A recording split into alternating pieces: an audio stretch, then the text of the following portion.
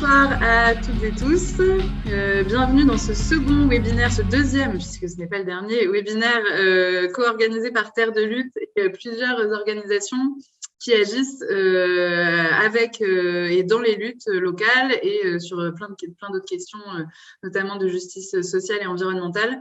Ce cycle de webinaires, il a pour objectif d'apporter de permettre des partages d'expériences, de permettre aussi des apports un peu théoriques, un peu techniques sur certaines thématiques.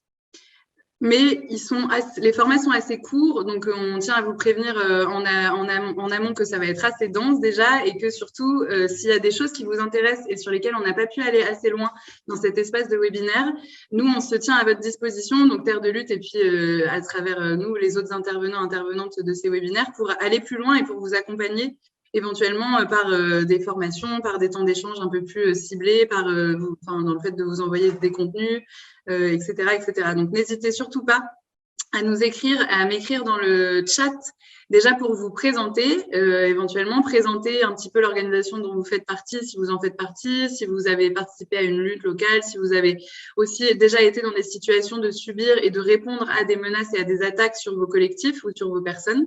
N'hésitez pas donc à nous envoyer un message dans le chat, soit à tout le monde, soit à moi en privé. Et ça nous permettra aussi, nous, de pouvoir éventuellement rebondir, ça permettra aux intervenants de rebondir éventuellement sur les anecdotes que vous y mettrez. Donc, on va d'abord avoir une partie assez longue, d'1h30 d'apport par les intervenantes et les intervenants. Et ensuite, il y aura un temps d'échange avec vous où vous pourrez aussi témoigner et partager vos expériences et partager aussi éventuellement des choses qui vous ont semblé manquer dans ce webinaire pour l'apporter aux autres. Donc, ce webinaire qui a pour objectif de parler des différentes attaques et menaces auxquelles font face de plus en plus les activistes, les militants, les militantes, les collectifs en lutte. C'est pas quelque chose de nouveau, mais c'est vrai que ces dernières années, on a vu quand même une augmentation de la répression de différentes formes sur les militantes et les militants et sur les activistes, mais aussi sur les associations. Donc, on verra un peu dans ce webinaire de différentes manières quelles sont ces attaques, quelles sont ces menaces et comment on peut y faire face, y répondre et en fait s'en sortir par le haut et surtout que ce soit pas des choses cette répression elle a pour objectif d'entraver l'action, mais l'idée c'est vraiment de pas se laisser faire et de pas se laisser entraver l'action des collectifs en lutte ou des associations face à cette répression. Donc, on espère pouvoir vous apporter quelques clés. Ce webinaire, il va se tenir en 3 parties. En premier lieu, on aura une typologie, un passage en revue de toutes ces attaques et menaces auxquelles on peut se retrouver soumis et soumises, donc notamment avec les attaques administratives, médiatiques, financières, aussi pendant les actions de désobéissance civile. Donc, il y aura un panel assez large d'attaques et de menaces qui seront passées en revue. Ensuite, dans une deuxième partie, évidemment, comment répondre à ces attaques, comment s'en protéger, comment y faire face et comment aussi contre-attaquer parfois. Comment s'organiser pour tout ça. Et ensuite, dans une troisième partie, plutôt comment anticiper ces différentes attaques et menaces et avec toute une partie aussi qui semblait vraiment importante aux intervenantes et intervenants sur la question du soin et de comment justement prendre soin des activistes dans la durée pour pas se cramer, comme malheureusement on sait que parfois cette répression elle amène des militantes et des militants à arrêter. Donc, je vais laisser peut-être on a 4 intervenantes et intervenants qui sont avec nous ce soir. Je vous laisse un petit peu faire un tour de présentation rapide et ensuite on enchaînera sur la première partie et on peut peut-être commencer avec Philae. Oui, bonsoir tout le monde. Donc moi, Philae, je suis d'Extinction Rebellion. Donc pour commencer à présenter XR, c'est donc un mouvement international qui utilise principalement la désobéissance civile non violente pour alerter donc, sur l'effondrement du Liban et appeler à mettre en place ces mesures à la hauteur des enjeux. C'est un mouvement donc, qui est composé uniquement de bénévoles, qui se veut horizontal, auto-organisé et décentralisé. C'est-à-dire que chaque membre qui veut organiser une action peut le faire aux couleurs d'XR à partir du moment où elle respecte les 10 principes et 4 revendications du mouvement. Donc moi, aujourd'hui, je parlerai essentiellement du contexte des actions de désobéissance en particulier donc celles qui ont lieu dans l'espace public.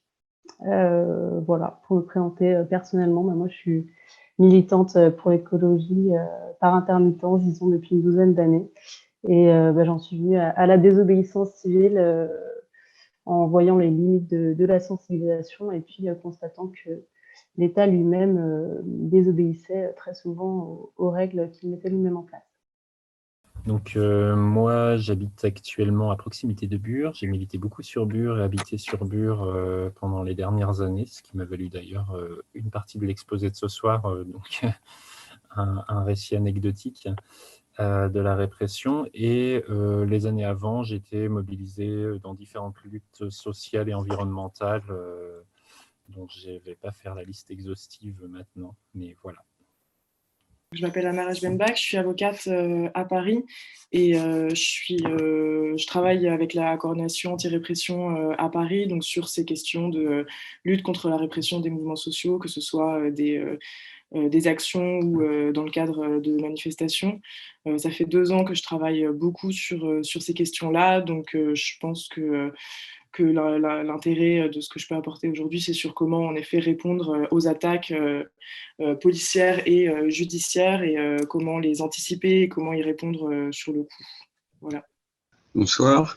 Alors pour ma part, je suis salarié d'abord d'une association qui s'appelle Vox Public et qui est aussi membre de la coalition sur les libertés associatives, qui est une coalition qui regroupe une vingtaine et plus d'associations qui ont toutes eu en commun de subir différents types de répression ces dernières années. Et à travers mon boulot, Vox Public, on fait aussi de l'accompagnement direct d'associations qui sont touchées par des répressions. Les dernières, ça peut être l'année dernière, la Fédération nationale Solidarité Femmes, où il y a eu le 3919, le numéro pour les femmes victimes de violences que l'État a essayé de retirer, de privatiser. Il y a eu Anticorps sur des batailles pour un agrément anticorruption. Avant, il y avait eu le GENEPI, ou Utopia 56 sur les questions de migrants. Et puis, personnellement aussi, je suis militant écolo associatif et qui était... sinon, je te sens encore sur les luttes anti-OGM et anti-Monsanto. Je crois qu'on a fini le tour de présentation. Oui. À toi, Nora. On a fini. Merci beaucoup à tous les 4 d'être avec nous. Je le reprécise, n'hésitez pas à poser des questions si vous en avez ou à faire des témoignages, etc. dans le chat. Comme ça, les intervenantes et les intervenants pourront voir. Moi, je pourrais voir aussi. Mais on a essayé quand même de faire, de garder une partie d'échange plutôt pour la fin pour ne pas trop couper les différentes présentations qui vont avoir lieu maintenant. Donc voilà, passez par le chat et si vous voulez prendre la parole tout de même, mettez un petit astérisque ou un petit je voudrais prendre la parole dans le chat, à moi en privé ou auprès de tout le monde, comme ça on peut aussi interagir avec vous. Je laisse la parole, alors je te donne, Benjamin, l'animation, comme ça tu peux partager ton écran. Hop. Merci. Normalement, ça devrait être possible. Et je vous laisse, donc Benjamin, puis je crois que Joël va faire ça avec toi aussi, partir sur la première partie, donc la typologie des attaques contre les collectifs et les risques qu'elles représentent. Donc oui, en fait, ce qui nous avait semblé important pour commencer, c'est que en soi, les répressions peuvent être vécues par différents collectifs. Elles vont être multiples, mais elles ne sont pas forcément une évidence. Au moment où on va être attaqué, ça peut être aussi par surprise, aller au-delà de ce qu'on s'attendait en type de répression, même quand on est préparé à ça. Et l'idée vraiment de ce soir, c'est de se dire mais qu'en fait, voilà, évidemment, c'est des choses choquantes et comment on en tire, comment on les traverse, comment on en ressort plus fort et de rappeler que évidemment une attaque au début, si elle touche votre collectif, une répression, je dis attaque de façon un peu plus large, c'est probablement d'abord que vous êtes dans le vrai, que vous dérangez et que vous avez touché un point sensible, une corde sensible à travers vos luttes. Donc, déjà, c'est probablement une bonne chose en termes de lutte, même si il faut pouvoir aussi les anticiper, les éviter et pas aller dedans tête baissée sans être préparé, parce que là, les dégâts peuvent être vraiment importants pour les personnes individuellement, pour le collectif ou l'association de façon plus générale. Parce qu'avant tout, en fait, c'est le premier but de cette répression, c'est de vous empêcher de continuer à agir tel que vous agissiez et visiblement ce qui vous rapprochait du but que vous poursuiviez, quoi. Donc, l'idée, ça va être aussi de se dire comment on le traverse, comment on réagit et comment aussi on réagit et on poursuit, même malgré les répressions, l'action qu'on souhaite mener, la lutte. Un des premiers points, pour maintenant essayer de vous partager une présentation. Alors, attendez que je trouve comment partager. Je suis moins habitué des fois en fait à Zoom qu'à d'autres documents partagés à l'écran. Voilà. Merci Joël. Hop. Voilà, normalement, la magie opère maintenant.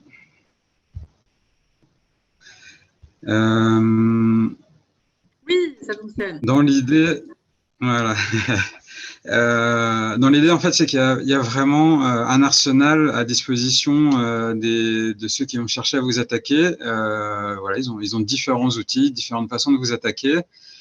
Et il faut, c'est important en fait pour savoir comment se défendre, bien identifier quel type d'attaque a été utilisé contre nous et aussi qui nous attaque. Donc c'est un peu le premier temps. En général, voilà, on connaîtra tous la répression policière, on va y revenir, mais là peut-être on va regarder les premiers types d'attaques. Par exemple, là on voit la disqualification, ça a pu toucher, comme vous connaissez, L214.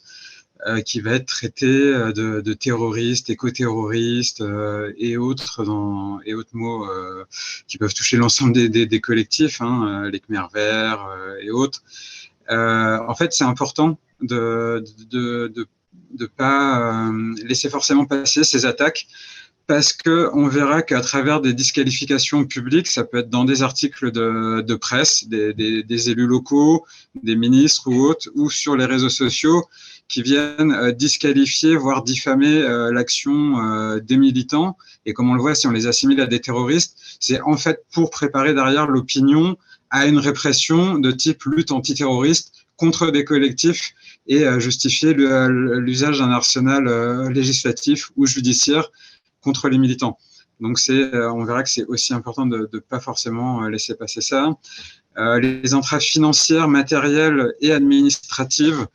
De façon plus générale, j'ai pu travailler avec le GENEPI, qui est une association de jeunes étudiants plutôt qu'intervenait dans les tôles, et qui, pour avoir mené des actions publiques à Paris, à savoir occuper le pont des Arts, sortir une banderole et allumer quelques fumis, disant l'État enferme, la prison tue, se sont vus convoquer, retirer leur agrément auprès de l'administration pénitentiaire qui leur permettrait de rentrer dans les tôles et couper toutes les subventions qui permettaient de financer aussi les postes d'animateurs et de coordination nationale.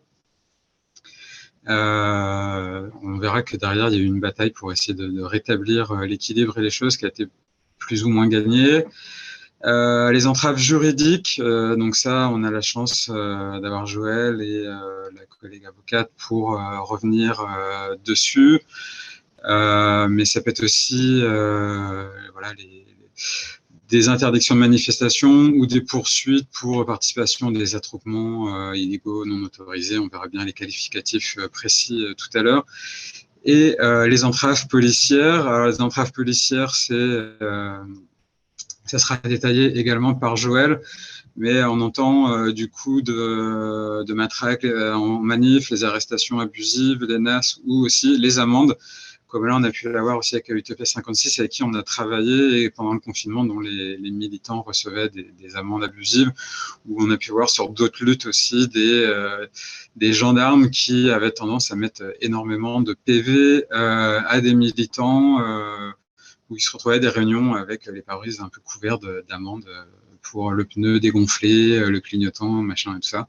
Donc ça fait aussi partie des choses.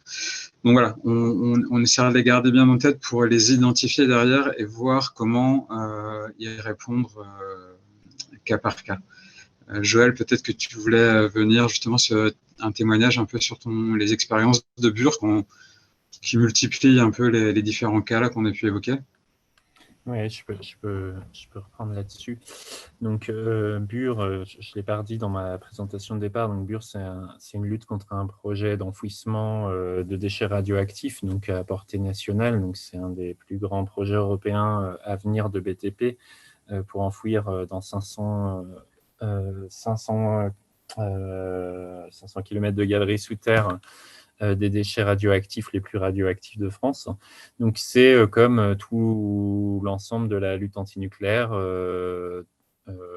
l'occasion aussi pour les autorités, enfin l'occasion, ça entraîne toujours des répressions assez dures. La lutte antinucléaire a quand même une histoire difficile et généralement assez réprimée.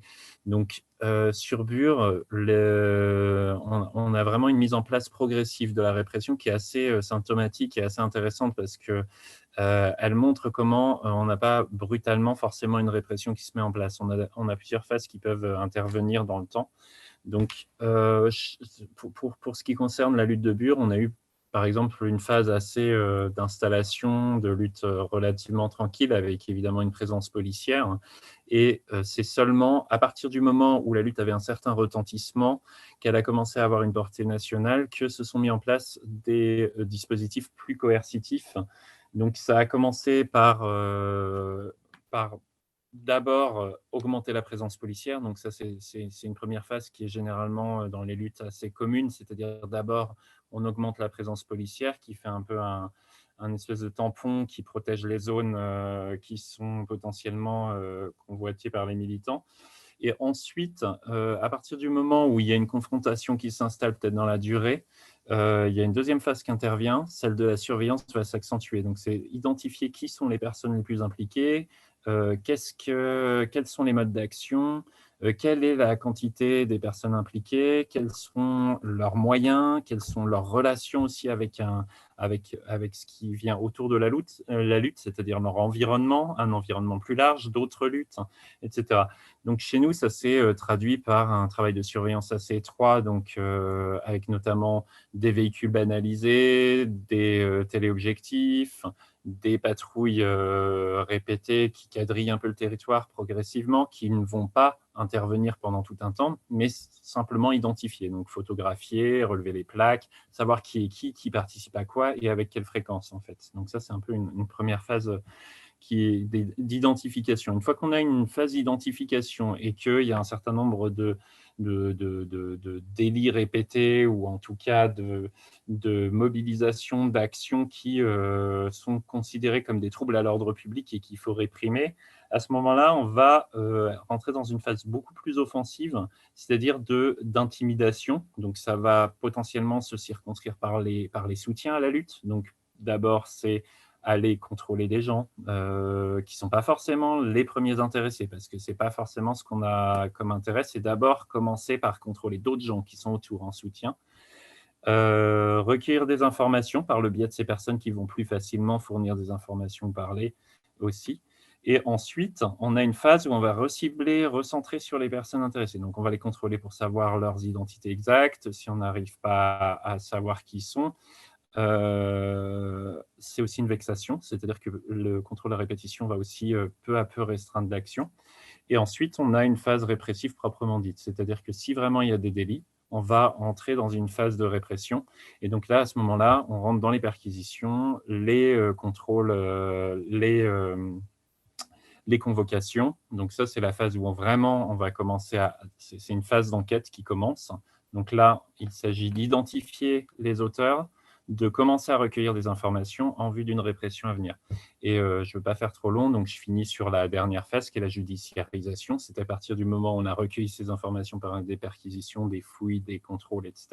On passe à une phase où on pense avoir suffisamment d'éléments à charge pour judiciariser la lutte. Donc, on va procéder à l'interpellation des gens, on va les poursuivre. Donc, soit sur des motifs annexes, c'est-à-dire que les gens ne vont pas être forcément poursuivis pour les mobilisations principales, mais sur des prétextes un peu idiots. C'est-à-dire on va avoir tout un tas de trucs vexatoires comme des amendes ou des contrôles pour outrage ou des véhicules qui ne sont pas aux normes, qui vont peu à peu dissuader les gens de rejoindre la lutte, qui vont créer un climat un peu d'intimidation. Et après, on a vraiment les perquisitions proprement dites sur les grosses instructions, les grosses affaires, les enquêtes préliminaires, enfin tout ce qui concerne des faits un peu plus lourds et qui vont mobiliser d'autres dispositifs dans lesquels je ne vais pas rentrer en détail parce qu'ils sont plus exceptionnels en fait. Donc on a une gradation en général dans les luttes de mise en place, mais ça peut aussi aller très vite selon l'intensité et le risque que ça représente pour les autorités en fait. Voilà.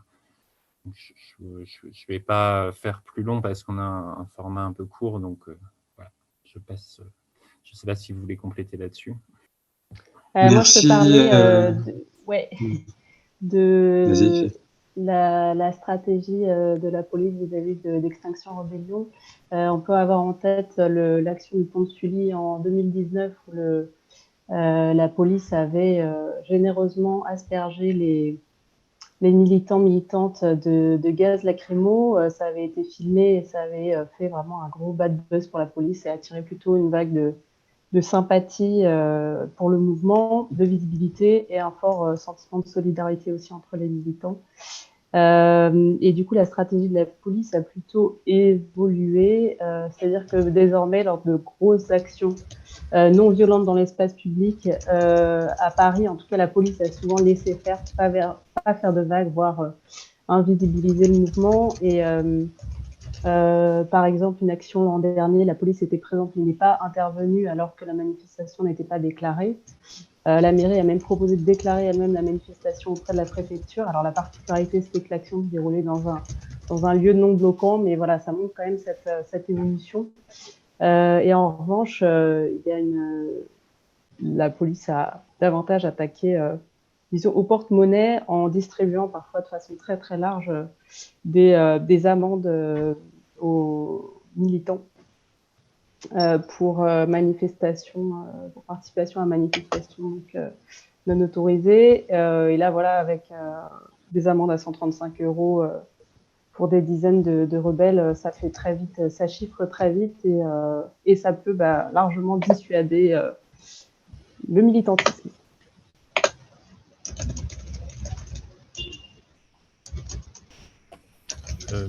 Benjamin, Merci. Je voulais refaire un tout petit complément quand même qui me semble important aussi sur les mesures de contrainte judiciaire. J'ai parlé un peu rapidement de la judiciarisation, mais on parle souvent de la répression policière qui est très brutale et spectaculaire et moins de la répression judiciaire plus insidieuse et qui isole davantage les gens dans des dispositifs qui sont lourds, intimidants, qui sont faits pour isoler, qui s'ils ne mobilisent pas une solidarité en face, isolent particulièrement les personnes. Donc, notamment, tout ce qui est les interdictions de territoire, donc ne plus pouvoir se rendre à un endroit. Donc, ce qui empêche les personnes de se mobiliser, d'être avec les personnes avec lesquelles elles se sont mobilisées, de les rejoindre, d'être avec elles au quotidien et d'être brutalement soutirées à l'endroit où elles luttaient.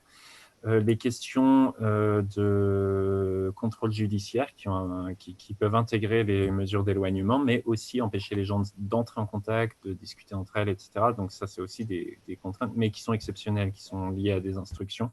Mais tous ces dispositifs judiciaires qui vont et la simple perspective d'un procès peut démobiliser une personne pendant un temps. C'est-à-dire que la personne va pas forcément encore oser aller en manifestation, agir.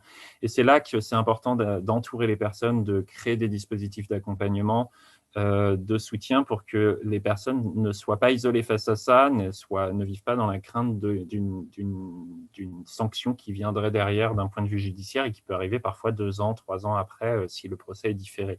Voilà, ça me semblait important de souligner ça aussi. Merci. On va peut-être pouvoir, maintenant qu'on a établi ces longues listes de différents types de répression, voilà, pour ce soir, c'est aussi maintenant comment on va faire face à tout ça par rapport à nos expériences. Comme on le disait Nora, si certains ont vécu des expériences aussi qui sont à partager pour dire comment ils l'ont traversé, vous aurez la possibilité de témoigner après. Maintenant, pour la partie riposte, on va pouvoir commencer à rentrer dans le dur du sujet. Donc déjà, comme on l'a vu, ce qui est vraiment important, c'est d'identifier le type d'attaque subie, mais aussi qui s'oppose à votre association. On verra par exemple, est-ce que c'est des personnalités politiques? Est-ce que c'est des personnes sur Twitter, connues, pas connues? Est-ce que c'est un élu? Est-ce que c'est quelqu'un de votre sur le territoire sur lequel vous luttez? Quelle est sa place? Est-ce que c'est un élu? Est-ce que c'est l'administration? Est-ce que c'est un élu de la région? Est-ce que c'est le préfet? Tout ça a son importance en fait pour la suite. On voit aussi que des fois, ça peut être aussi les disqualifications ou autres diffamations. Quand il y a lieu, ça peut être des espèces de chroniqueurs ou autres, mais il ne faudra pas non plus laisser passer les insultes, les intimidations et les menaces. Quel type d'attaque subissez-vous? Aussi, voilà, ça c'est ce qu'on a vu, les différents types d'attaques, mais est-ce que c'est l'association dans son intégralité qui est la cible de l'attaque? Est-ce que c'est un représentant, une représentante, un président, une présidente ou d'autres membres de l'association qui sont nommément attaqués, hein, comme on dit, attaques ad hominem? Et aussi, est-ce que c'est des militants, un ensemble de militants, voilà, des personnes? Ça varie en fait le type d'intervention qu'on fera après, type de dispositif aussi de solidarité, d'entraide et de créer, d'entourer ces personnes aussi. Et il ne faut pas oublier, comme je le disais, que finalement, il y a certaines attaques, elles ont juste vocation à détourner votre attention, votre énergie, là où visiblement elle a été placée de façon stratégique au bon endroit.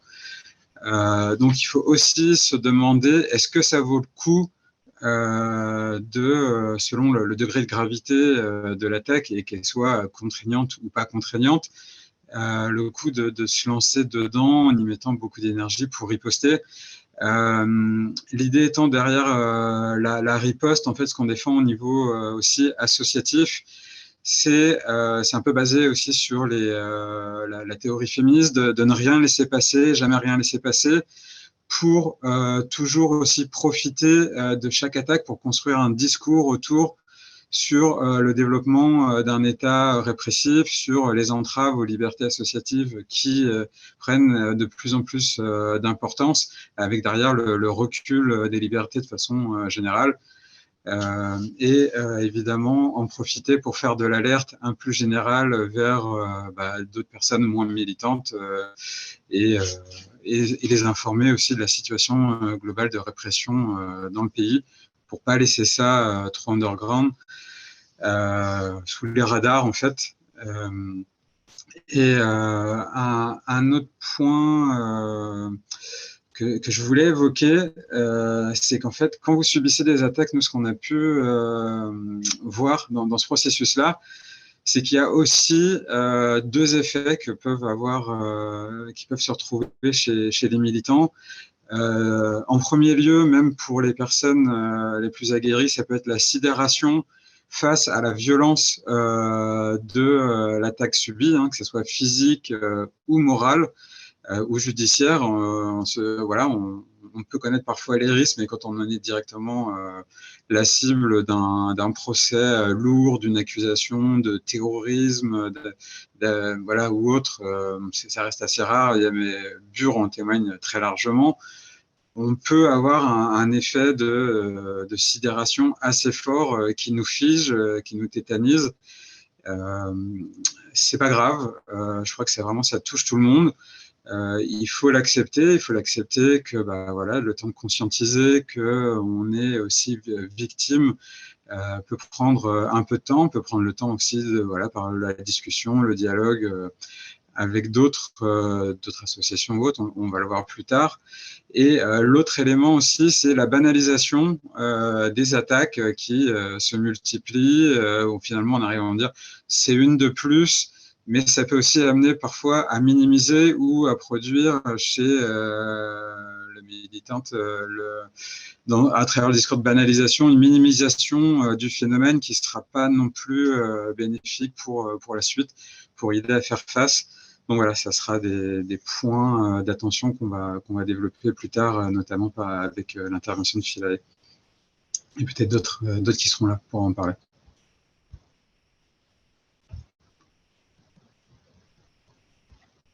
Est-ce qu'on poursuit? Enora, est-ce qu'il y a d'autres?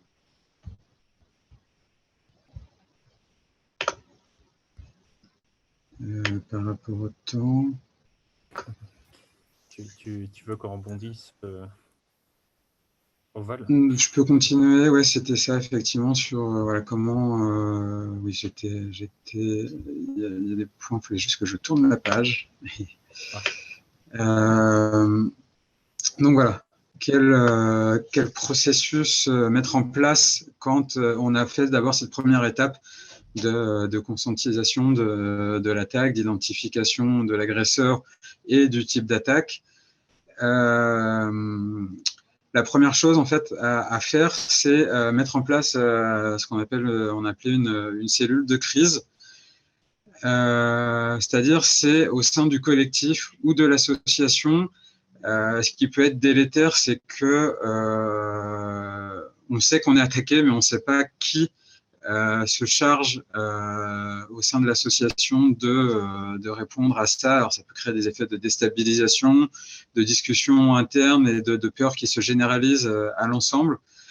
Donc la cellule de crise, déjà en premier rôle, elle va avoir à faire que, par exemple, quand on a des associations où le président va être attaqué, ou sinon on se dit ah bah oui c'est normal que c'est le président ou la présidente de monter au charbon, le charbon.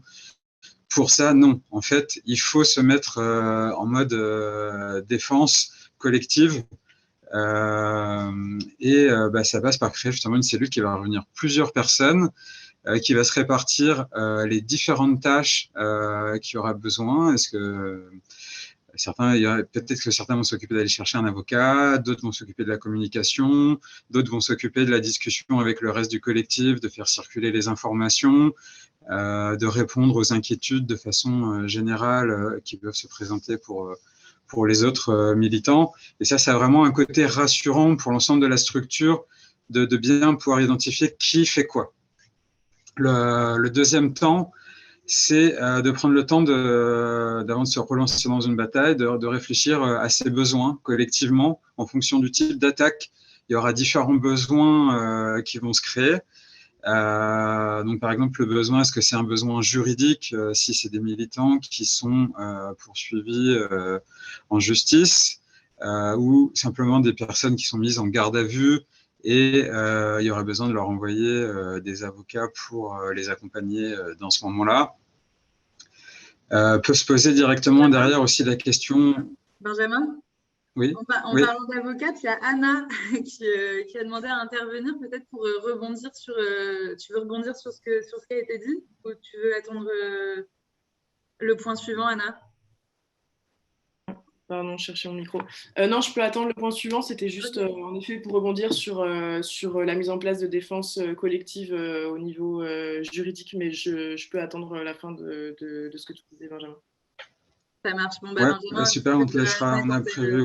Elle peut s'insérer dans la discussion. Alors après, le point, c'était est-ce que c'est des besoins financiers? Quand une asso se fait couper des subventions, les effets derrière, c'est que ça déstabilise, ça peut arrêter les activités de l'association, ça peut menacer des postes salariés aussi, donc ça crée dans les équipes salariées des craintes, des peurs qu'il faudra accompagner, ou aussi besoins financiers parce qu'il va falloir payer une défense, des avocats, ça peut être ça peut être des besoins de communication. Si vous êtes attaqué, diffamé publiquement sur les réseaux sociaux ou autres, il faut pouvoir peut-être se mettre en capacité de communiquer. C'est aussi communiquer vers la presse, vers les journalistes. Et est-ce que aussi des ressources humaines, hein, finalement, il y a des personnes qui sont dans l'incapacité de continuer la lutte sur un temps plus ou moins long en fonction de ça. Il faut pouvoir aussi, à travers ces groupes de discussion sur les besoins, se dire comment on va suppléer ces personnes pour que d'autres reprennent leurs tâches et que la lutte continue. Ce qui peut être intéressant aussi dans ces moments-là, c'est d'établir un calendrier pour ne pas se faire envahir par l'urgence, pas vouloir tout faire tout en même temps. Vous pouvez aussi mettre qu'est-ce qui est urgent maintenant, qu'est-ce qui peut attendre demain, et comme ça, vous faites les tâches les unes après les autres, en essayant de ne pas tout faire en même temps, ce qui évitera un épuisement très fort. L'autre point est restez pas seul, comme on disait. Donc, en fait, sur les associations, principalement, mais aussi sur les collectifs, allez vers les autres associations, les autres collectifs pour signaler que vous êtes victime d'attaques, pour aller y chercher de l'aide, des conseils, parce que d'autres ont peut-être vécu la même chose et pourraient venir vous aider dans cette occasion pour apporter des conseils, de l'expérience. C'est aussi pour des personnes qui ont moins d'expérience ou qui sont plus jeunes, aller chercher les anciens, d'autres luttes ou dans vos luttes qu'on a subies, parce qu'en fait, c'est pas nouveau et qu'on les a traversées, ce sera aussi un moment de partage des expériences. Et là, un point qui est pas forcément évident, c'est que l'attaque est la meilleure défense. Quand il y a des entraves comme ça, il faut pas hésiter à en faire des moments de communication assez forts autour de vos luttes. Parler de vos luttes, parler de ce que vous faites, parler de ce qui vous a valu d'être attaqué. Ça peut être à travers des communiqués de presse. Et aussi, c'est là aussi un point, qui était important par rapport au fait d'identifier qui vous a agressé.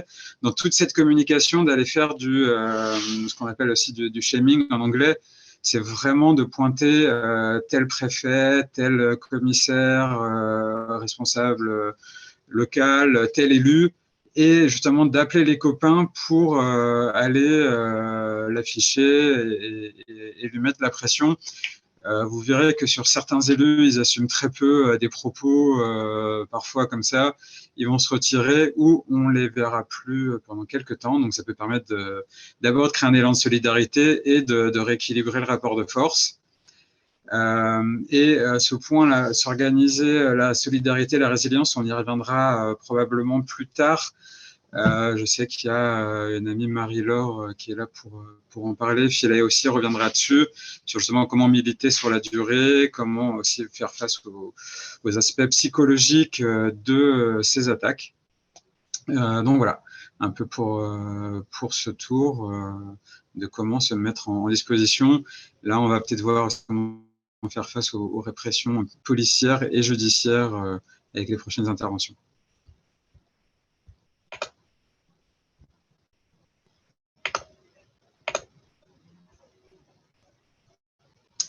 Ok, Anna, peut-être que tu peux prendre la parole maintenant pour parler de ce que tu voulais aborder tout à l'heure. Oui, ça marche. Oui, je voulais rebondir sur cette question de mise en place de défense collective et insister. Alors, je ne sais pas dans les personnes qui sont là aujourd'hui, si c'est des groupes ou des collectifs ou des individus même qui ont déjà eu affaire beaucoup à de la répression ou si ils et elles n'ont pas encore cette expérience-là. Mais je voulais insister assez rapidement, mais sur la nécessité d'anticiper toutes ces questions-là, sur la nécessité tant au niveau individuel qu'au niveau collectif au sein des organisations, de préparer en amont les risques de répression et de penser à comment est-ce qu'on peut les anticiper. Donc, on voit beaucoup dernièrement de legal team ou de briefs légaux qui s'organisent avant des actions.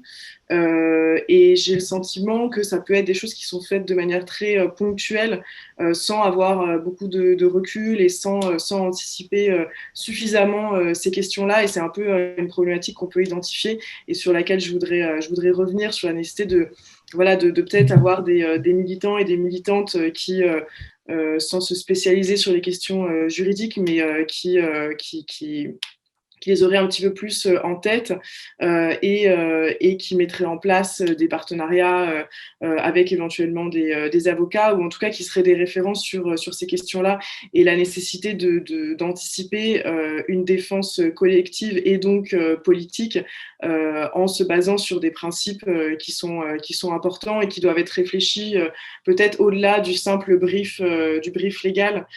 Donc sensibiliser les gens sur pourquoi est-ce que il est important de garder le silence en garde à vue, pourquoi est-ce qu'il est important de ne pas donner accès à son téléphone portable au risque qu'il y ait des camarades, des copains, copines de l'action qui apparaissent dans les contacts, dans les dernières conversations.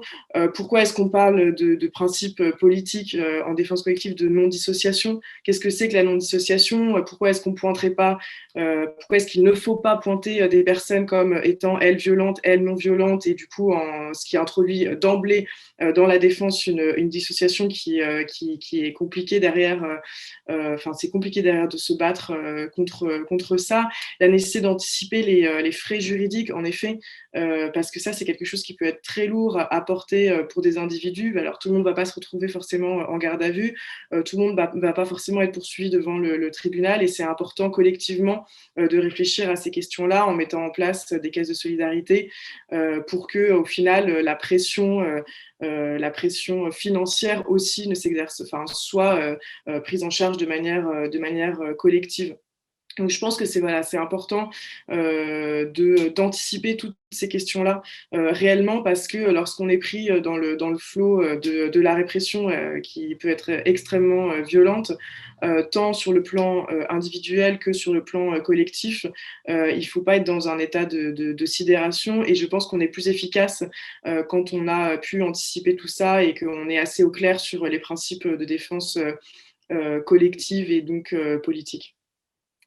Voilà. Après, je pense qu'on discutera de tout ça après dans la deuxième phase où il y aura des questions qui seront peut-être plus précises par vos collectifs et individuellement. Anna, peut-être un exemple d'anticipation précis qui permet de limiter les risques après? Oui, se baser sur alors voilà, on appelle ça souvent legal team. Par exemple, nous à Paris, on travaille avec la coordination anti-répression, alors qu'il y a une action très large à Paris. Quand je dis nous, c'est un groupe d'avocats et avocates qui travaillent avec un groupe de militants et militantes de manière très, très proche, c'est-à-dire qu'on a établi des relations de confiance qui permettent d'être plus efficaces. Et on peut être présent, que ce soit sur des manifestations ou sur des actions plus ponctuelles, avec des principes politiques et de défense collective qui sont établis en amont. Et voilà, c'est ce travail-là je pense, de confiance entre des militants, militantes et des avocats, avocates qu'il est important de travailler avant une action. Joël, est-ce que tu avais des choses à partager sur voilà, comment anticiper, essayer de réduire, ou une fois qu'on est dans l'attaque des tuyaux pour faire face collectivement à ces attaques? Ouais, moi, il y avait un point que tu as évoqué sur connaître l'adversité qui m'a semblé essentiel, mais d'un point de vue anecdotique. Par exemple, il y a quelques années, après l'élection de Sarkozy, brutalement, des luttes comme Notre-Dame-de-Landes, mais d'autres endroits aussi, ont subi vraiment une attaque policière assez violente d'un point de vue, enfin, les grenades à Sivins, etc. Et ça a été très brutal pour beaucoup d'entre nous d'avoir cette réalité soudaine de grenades offensives qui mutilent les gens. Et donc, il a fallu comprendre, en fait, ce que c'était les grenades, quel policier avait le droit de les tirer, qu'est-ce qu'étaient les ordres dans lesquels ces grenades pouvaient être tirées. Enfin, tout ça, ça avait besoin d'être analysé et compris. Et il y a des collectifs qui se sont montés après ces événements pour comprendre les choses, en fait, et pouvoir transmettre après les résultats de ces apprentissages, pour que d'autres puissent aussi identifier ce que c'est exactement la menace. Donc ça, c'est répondre à l'attaque, c'est aussi comprendre ce qu'on a en face de soi. C'est la même chose avec la surveillance, comprendre comment fonctionne la surveillance. Sinon, très rapidement, s'installe une paranoïa qui est très spontanée chez les militants c'est de dire ils sont partout, ils m'entendent. Là, si je prends mon téléphone, ils sont en train de m'écouter. J'en suis sûr. Ça y est, ils m'ont repéré. Et c'est des choses qu'on entend très souvent et qui relèvent vraiment d'une anxiété militante qui est assez spontanée et qu'il faut dédiaboliser, qu'il faut réanalyser comment fonctionne vraiment la surveillance, ce que les policiers ont le droit de faire, quels sont les cadres exacts de la surveillance qui permettent d'installer une surveillance sur des individus, sur des groupes, dans quel contexte, est-ce que c'est une enquête, est-ce que c'est une surveillance préalable à un événement, est-ce qu'elle va être circonscrite sur une période d'une semaine, 2 semaines, ou est-ce qu'elle va s'étendre sur des mois parce que c'est une enquête de fond.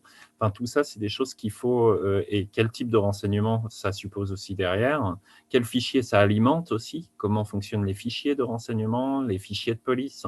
Et toutes ces choses-là, plus on les connaît et plus ça lève ces incertitudes et ces anxiétés sur ce qu'est exactement la répression et qu'est-ce qu'on a en face de soi. En fait, ça évite d'avoir un espèce de nous un peu ultra puissant qui a une ubiquité et qui est omniscient. En fait, la police n'est pas omnisciente. Ses moyens ne sont pas illimités. Au contraire, ils sont très limités. Ils sont ciblés, ils sont ponctuels et pas forcément rationnels. Et à partir du moment où on a intégré ça, ça permet aussi de retrouver une certaine sérénité dans l'action, je trouve. Et sur la question il y avait aussi une chose qui me semblait importante, on ne choisit pas sa répression, on ne choisit pas avec qui on est réprimé. Ça me semble très important parce qu'on va se retrouver devant un tribunal potentiellement avec des personnes qu'on n'a pas choisies. Parce qu'on est tombé ensemble dans une action, on ne connaissait pas les gens, on est arrêté ensemble dans une manifestation, il va falloir se défendre ensemble. Et c'est très important pour répondre aux attaques à ce moment-là, faire connaissance, prendre le temps de faire cette connaissance, même si c'est difficile, on est réprimé, on a un temps très court, on est tout de suite amené devant des tribunaux. Il faut recréer ce temps de recul pour savoir se connaître, faire collectif autour des nouvelles personnes parce qu'on n'a pas le choix, parce qu'on va aller ensemble devant la justice et qu'on n'a pas le choix en fait. Il faut qu'on prenne ce temps supplémentaire de construire ce qu'on appelle la défense collective. Et la défense collective, c'est dire il ne peut pas y avoir devant un tribunal une personne qui fasse une version et une autre qui fasse une autre version. Il faut que les versions aillent ensemble, parce que si une personne contredit une autre, eh ben, ça disqualifie les deux personnes ou l'une des deux. Et donc, il faut absolument prendre ce temps de construction des défenses collectives. Donc, répondre aux attaques, c'est penser ensemble, en fait. Voilà, c'était 2 trucs qui me semblaient très importants à souligner et qui nous ont vraiment porté préjudice dans les luttes. Et j'ai vu pas mal d'exemples où des gens tombaient parce qu'elles ne s'étaient pas préparées ensemble, les personnes n'avaient pas construit une défense collective. Oui, alors 2 questions. Sur le fait de se parler en garde à vue, il faut faire attention parce que le principe des locaux de police, c'est qu'il y a des policiers dedans. Donc, le risque à se parler, enfin, quand on se parle en garde à vue, il faut avoir conscience que ce qu'on se dit risque d'être entendu, voire retranscrit. On voit parfois dans des procédures, des procès-verbaux de comportement ou d'ambiance ou de situation. Ça peut être des policiers qui retranscrivent dans la procédure ce qu'ils ont entendu dire dans les cellules de garde à vue. Donc, il faut faire attention à ça. Sur la question du renvoi de la comparution immédiate, c'est en général, à quelques exceptions près, quand il y a des trop gros risques de détention provisoire, donc le fait d'aller en prison en attendant la nouvelle date d'audience. Mais c'est en effet un principe de défense collective qui est souvent mis en place, c'est-à-dire on ne juge pas dans l'urgence et on se prépare une fois qu'on a le dossier, une fois qu'on est sorti de la garde à vue, enfin du moment du rush de la garde à vue, pour prendre le temps d'analyser le dossier, de voir comment est-ce qu'on peut mettre en place une défense qui soit collective et politique, comment est-ce qu'on évite que les uns les autres puissent mettre en danger les personnes qui sont avec elles, eux, dans la procédure. Et donc oui, en général, c'est un principe de défense que de demander le renvoi de la comparution immédiate. Anna, ce que tu dis, c'est que si les personnes ne se connaissent pas et qu'elles se retrouvent impliquées sur une même affaire, ça sera aussi le travail des avocats de rentrer en contact les uns les autres pour discuter et pas aux personnes directement inculpées d'aller chercher qui était l'autre qui l'a croisé. Alors, tout à fait. C'est pour ça d'ailleurs qu'on a tendance que voilà, moi là je suis toute seule ce soir à intervenir, mais à Paris par exemple, on travaille avec environ une quinzaine d'autres avocats, avocates qui sont engagés de la même manière sur ces questions-là.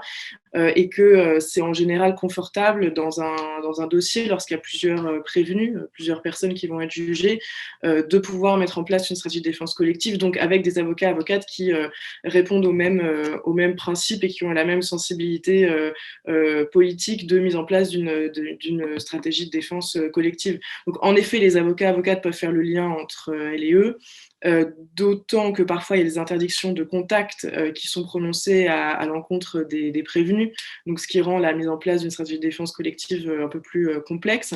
Mais oui, c'est important, je pense, que les avocats puissent se parler pour mettre en place ces stratégies de défense.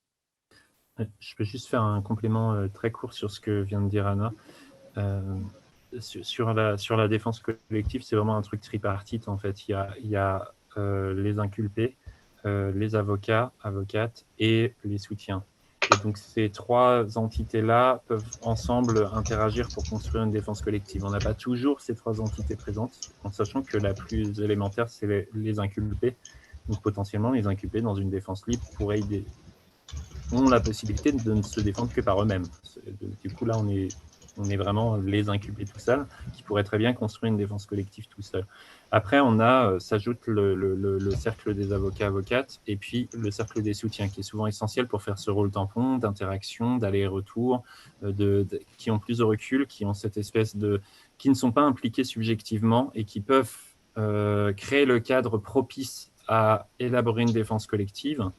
Et qui sont désintéressés aussi dans le sens où ces personnes ne sont ni parce qu'il y a quand même un peu le rapport malheureusement client-employeur qui intervient parfois dans le rapport avec les avocats, ce qui met les avocats et les avocates mal à l'aise ou les personnes inculpées mal à l'aise. Et des fois, il y a ce rôle tampon qui est intéressant aussi d'aller-retour, qui lisse un peu ces rapports. En sachant que des gens qui ont l'habitude de travailler, comme dit Anna, au sein des défenses collectives, ont déjà lissé ces rapports par avance et donc facilitent un peu ce travail de défense collective. Oui, pardon, je rebondis juste très brièvement là-dessus. C'est pour ça que c'est aussi important que les avocats, avocates, et je pense, aient des bons liens avec les legal teams ou les groupes de soutien militants, militantes qui sont sur ces questions-là, parce que ça fluidifie les interactions. Et si tout le monde est d'accord de base déjà sur les principes de défense collective et politique, ça évite un certain nombre de débats. Donc, je pense que ça, c'est aussi important, comme je le disais, d'anticiper ces questions-là.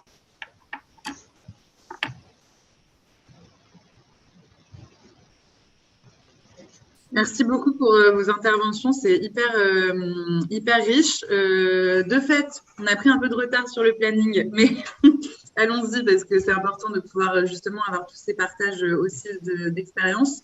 Est-ce que Philae, tu veux enchaîner sur la partie suivante? Oui, je pensais apporter quelques compléments aussi sur faire face et répondre aux attaques, en revenant un petit peu sur la confrontation avec la police sur le lieu d'une action de désobéissance civile. Alors, Extinction Rebellion préconise la non-violence, donc bien sûr, on ne va pas répondre à l'éventuelle violence policière par la violence, mais on peut en revanche utiliser des stratégies pour ralentir des actions, vous m'entendez ? Ouais. Des actions de délogement, par exemple en s'accrochant, en faisant des poids morts. Ça peut être aussi des stratégies, par exemple, de ne pas donner son identité sur le lieu de l'action. C'est arrivé que sur des actions où il y avait des dizaines de rebelles, la police soit dissuadée en fait d'emmener tout le monde en garde à vue et du coup, personne n'a rien. Pareil aussi en garde à vue, c'est arrivé qu'il y ait des rebelles qui n'aient pas donné leur identité et qui soient relâchés avec un PV anonyme, donc finalement n'ont pas eu à payer d'amende. Alors ça peut être une stratégie risquée, donc c'est vraiment en fonction aussi du consensus d'action. Ça peut être quelque chose qui est mis dans un consensus d'action en amont. Et puis de toute façon, quand on est en garde à vue, c'est des plus valables à partir du moment où on est déjà fiché par la police. Voilà. Également, une petite chose aussi sur... je parlais des amendes précédemment, notamment des des amendes qui avaient été distribuées très largement, notamment à l'époque où les NAS étaient autorisées. Elles ne le sont plus depuis juin 2021. Parce que le Conseil d'État a estimé que c'était une menace pour la liberté de manifester et d'aller venir. Donc, ça, c'est plutôt une bonne nouvelle. Mais voilà, quand il y a eu des amendes comme ça largement distribuées, il y a eu à un moment donné où un cabinet d'avocats avait conseillé à Extinction Rebellion conseiller aux rebelles du coup de payer les amendes, ce qui a entraîné finalement un trou financier pour le mouvement qui a soutenu en fait et payé une bonne partie des amendes, ce qui est là aussi dangereux pour le mouvement, sa pérennité de manière générale. Et désormais, du coup, la stratégie est de contester collectivement. Dans un cas où ça a été fait il y a 1 an, de contester, de tous donner la même réponse de contestation. Les militants finalement n'ont jamais reçu de réponse, donc ils n'ont pas payé d'amende. Voilà. Et l'idée aussi, la stratégie dans ce cas-là, avec des actions massives, c'est de dire que finalement, même s'il y a des poursuites par la suite pour le non-paiement d'amende, ça risque de concerner moins de rebelles et finalement potentiellement de revenir moins cher que de payer dès le départ toutes les amendes.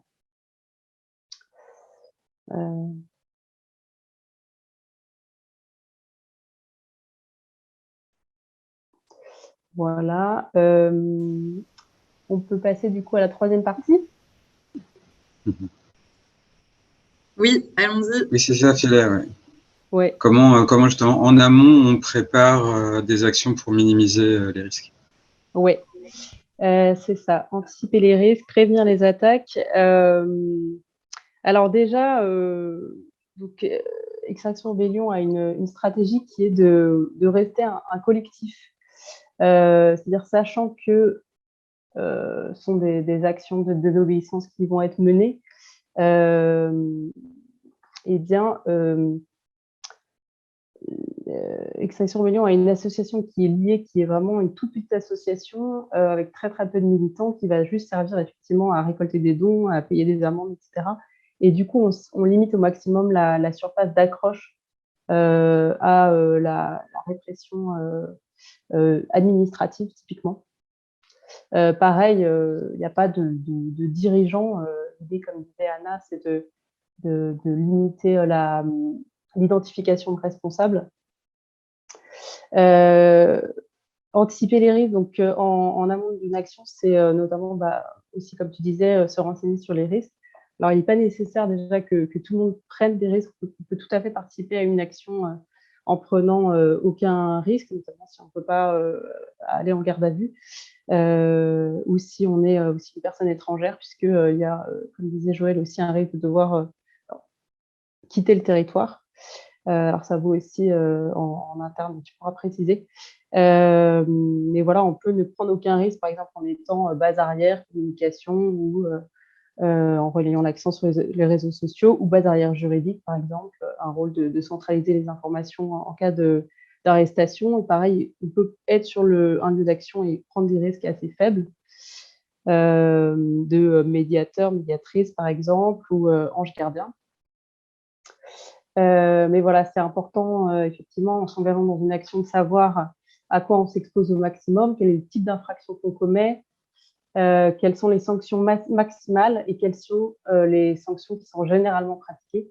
Il y a souvent un grand écart quand même entre les sanctions encourues et celles qui sont effectivement appliquées, surtout si on est si on n'a pas encore si on n'a pas d'antécédent judiciaire.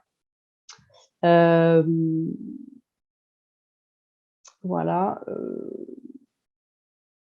Le mieux est certainement de se renseigner auprès d'avocats, mais aussi de collectifs qui ont fait des actions similaires, tout en sachant que les sanctions prononcées dépendront aussi du contexte et que même si des peines appliquées sont souvent beaucoup plus faibles, on n'est pas à l'abri non plus de servir d'exemple.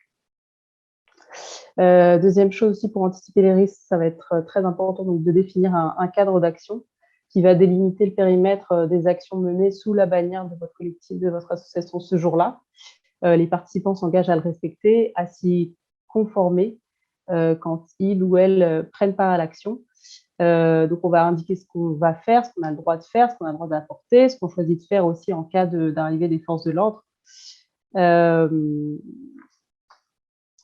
Voilà, ce cadre est indispensable pour que chacun puisse s'engager en confiance, pour créer aussi un climat de sécurité, de confiance dans le collectif ou l'association. Du coup, il va avoir un impact sur la mobilisation à plus long terme des militants. Ça va être aussi super important de préparer ces messages. La désobéissance civile entraîne souvent une partie de bad buzz. Ça va par exemple être des télés d'infos continues sur un blocage qui vont interroger des automobilistes en colère, etc. Voilà, vous empêchez les gens d'aller travailler, etc. Du coup, ça va être important de lister les risques médiatiques, les questions des journalistes aussi aux militants, et d'avoir des messages prêts pour justifier l'action. On peut notamment mettre en regard les perturbations causées avec les conséquences graves du projet contre lequel on lutte. Ça va être très important aussi d'organiser un brief d'action à destination des participantes, pour que là, pareil, chacun sache à quoi il s'engage. De se répartir les rôles aussi entre ceux qui sont au cœur de l'action, ceux qui vont être au contact de personnes extérieures, ceux qui vont prendre soin des autres, et puis ceux qui vont être complètement à distance de l'action.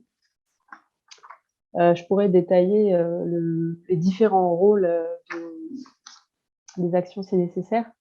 Ça va être aussi important de se préparer individuellement en amont, notamment pour tous les participantes, de prévenir une personne proche au préalable, d'avoir son numéro, de préparer des garanties de représentation en cas s'il y a un risque de garde à vue, de faire attention aussi, comme le disait un d'entre vous, sur le téléphone portable, laisser un minimum d'informations, de communiquer entre militants avec des messageries sécurisées, des réseaux comme Telegram ou Signal, d'éviter de prendre son téléphone en action ou son téléphone personnel, ou de le préparer. Voilà, essentiellement. Est-ce que vous voulez compléter? Du coup, il y a Anna. Oui, pardon. Non, je voulais simplement nuancer sur un point, c'est que je pense il peut y avoir des actions qui soient plus spontanées, avec des méthodes qui sont pas forcément non violentes, en tout cas des méthodes diverses et variées. Et là, il existe toujours évidemment la possibilité de mettre en place des stratégies de défense collective, politique et efficaces, même si tous les militants, militantes n'agissent pas précisément de la même manière ou en respectant une charte extrêmement précise établie en amont. Il y a vraiment voilà, je voulais juste nuancer sur ce point-là. C'est évidemment important de savoir qui va prendre quel risque et à quoi vont s'exposer les personnes lorsqu'elles font leur choix, mais reste cette possibilité d'action spontanée qui pourra toujours être défendue si on met en place des véritables défenses collectives, sans faire d'emblée une dissociation sur violent, non violent. Est-ce que j'ai un caillou ou du sérum phi dans mon sac? Est-ce que j'étais à l'avant, à l'arrière, habillée en rose ou en noir? Donc voilà, c'était simplement là-dessus que je voulais nuancer.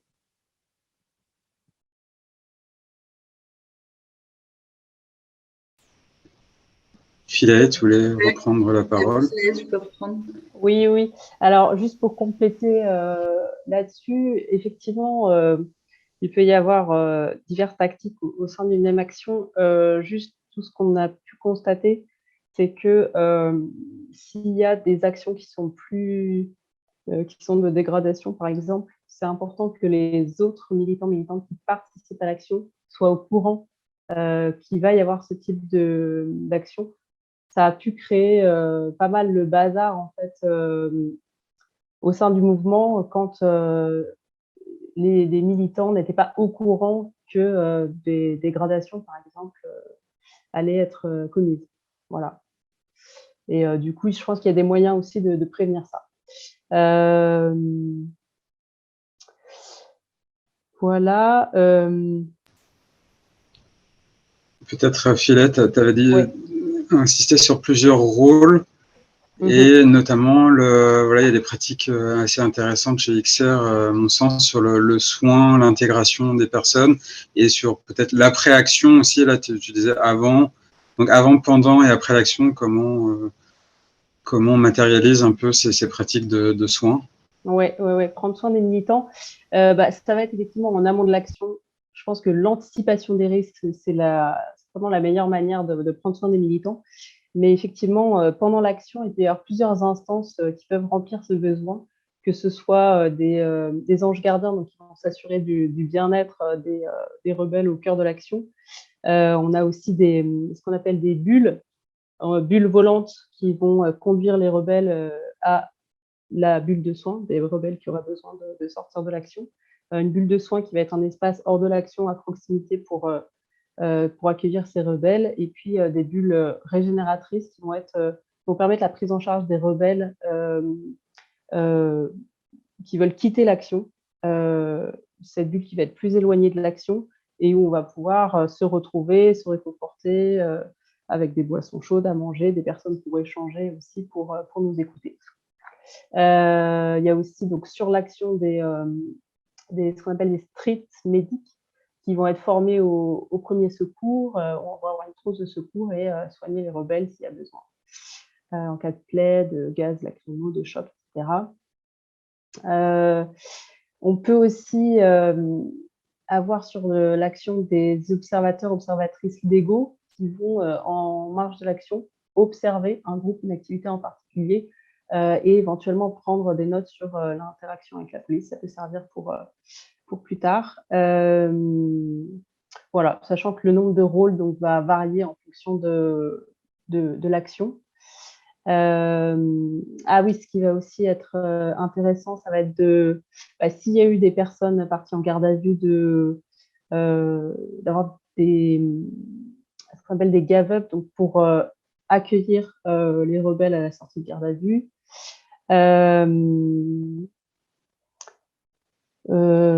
Et puis après l'action, effectivement de se retrouver pour célébrer éventuellement l'action, décompresser dans la bulle régénératrice, débriefer l'action, ça peut être sur place, c'est une petite action ou quelques jours après, et puis si besoin, avoir des cercles de parole, des cellules d'écoute pour un soutien psychologique, collectif ou individuel, si par exemple l'action s'est mal passée. Voilà, donc l'idée étant de promouvoir un militantisme résilient. Ça vaut aussi finalement en dehors de ces temps d'action. Voilà, l'idée étant de s'appliquer, d'appliquer les principes de non-violence et de régénération dans le militantisme au quotidien. Voilà. Est-ce que tu aurais un petit exemple sur une action vécue ou quelque chose de personnel de ces moments et de leur importance? De l'importance des différentes bulles là que tu as indiquées.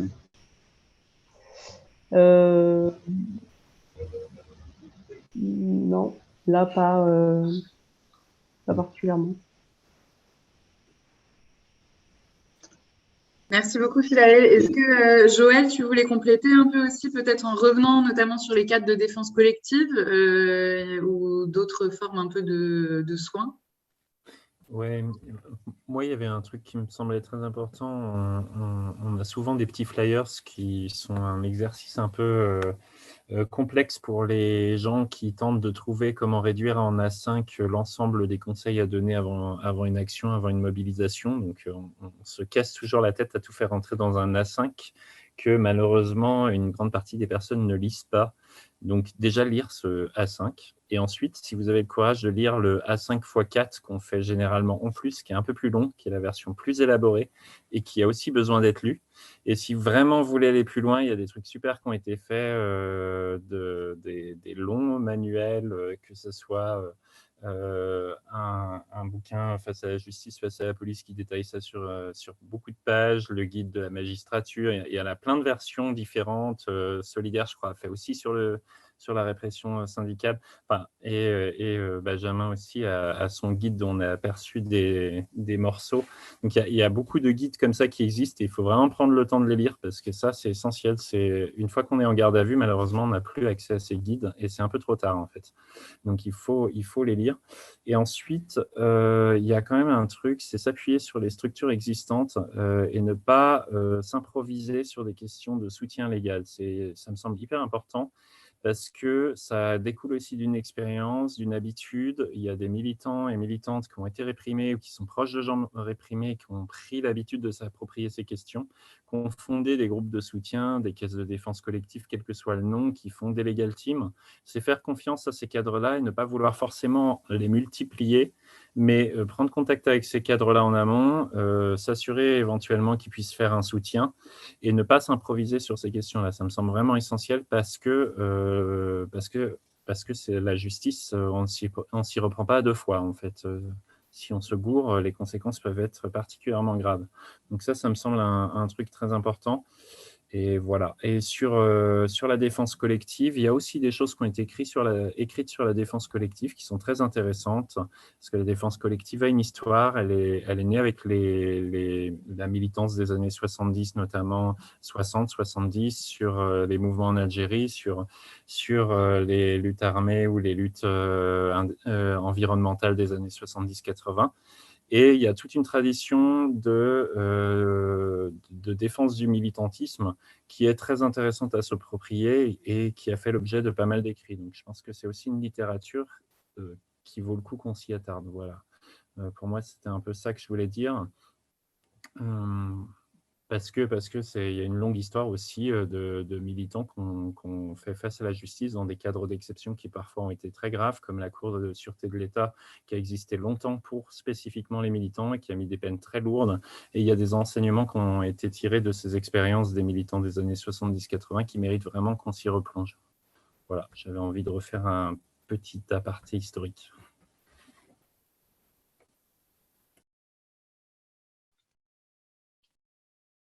Super, merci beaucoup. Il y a il y a des ressources qui ont été citées là et qui ont été partagées dans le chat. Elles seront remises sur le site de Terre de Lutte avec l'enregistrement de ce webinaire. Donc, on listera bien toutes les ressources qui ont été abordées aujourd'hui et peut-être même d'autres. Donc, n'hésitez pas, pareil, si vous avez besoin de trouver des ressources sur certains sujets, à nous poser la question maintenant. Est-ce que, en termes sur la question du soin, parmi les intervenantes, vous souhaitiez compléter, ou est-ce que vous voulez faire une petite conclusion peut-être et qu'on puisse passer aux échanges? Vas-y, Joël.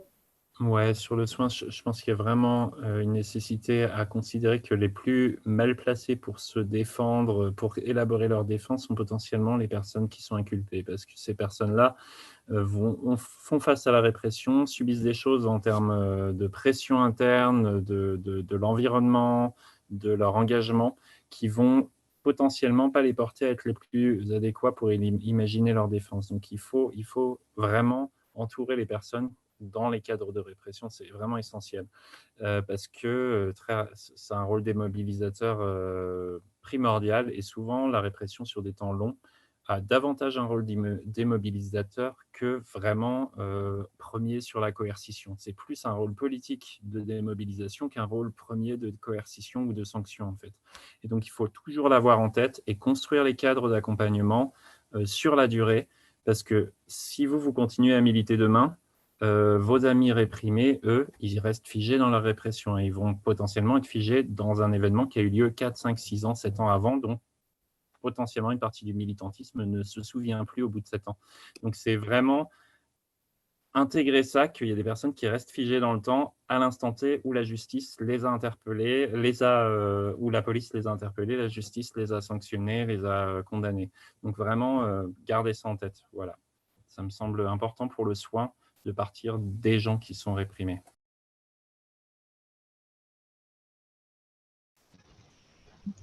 Peut-être, il y a déjà eu des questions qui ont été posées dans le chat, mais quand on a préparé ce webinaire, on a beaucoup, enfin, surtout vous, vous avez beaucoup échangé entre vous sur cette idée que même si la répression est de plus en plus forte, il ne faut pas non plus, comme le dit Joël, c'est aussi une répression qui est politique.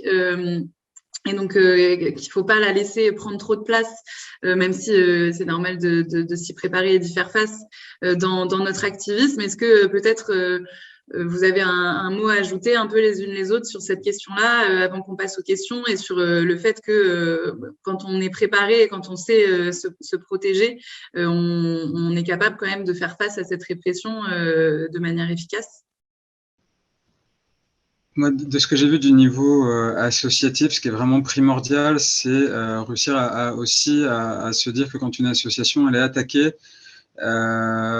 c'est de sortir, par exemple, si c'est une association de solidarité avec les exilés locales, c'est bien qu'en fait d'aller chercher les autres associations aussi en disant en fait là c'est toutes les libertés associatives qui sont attaquées.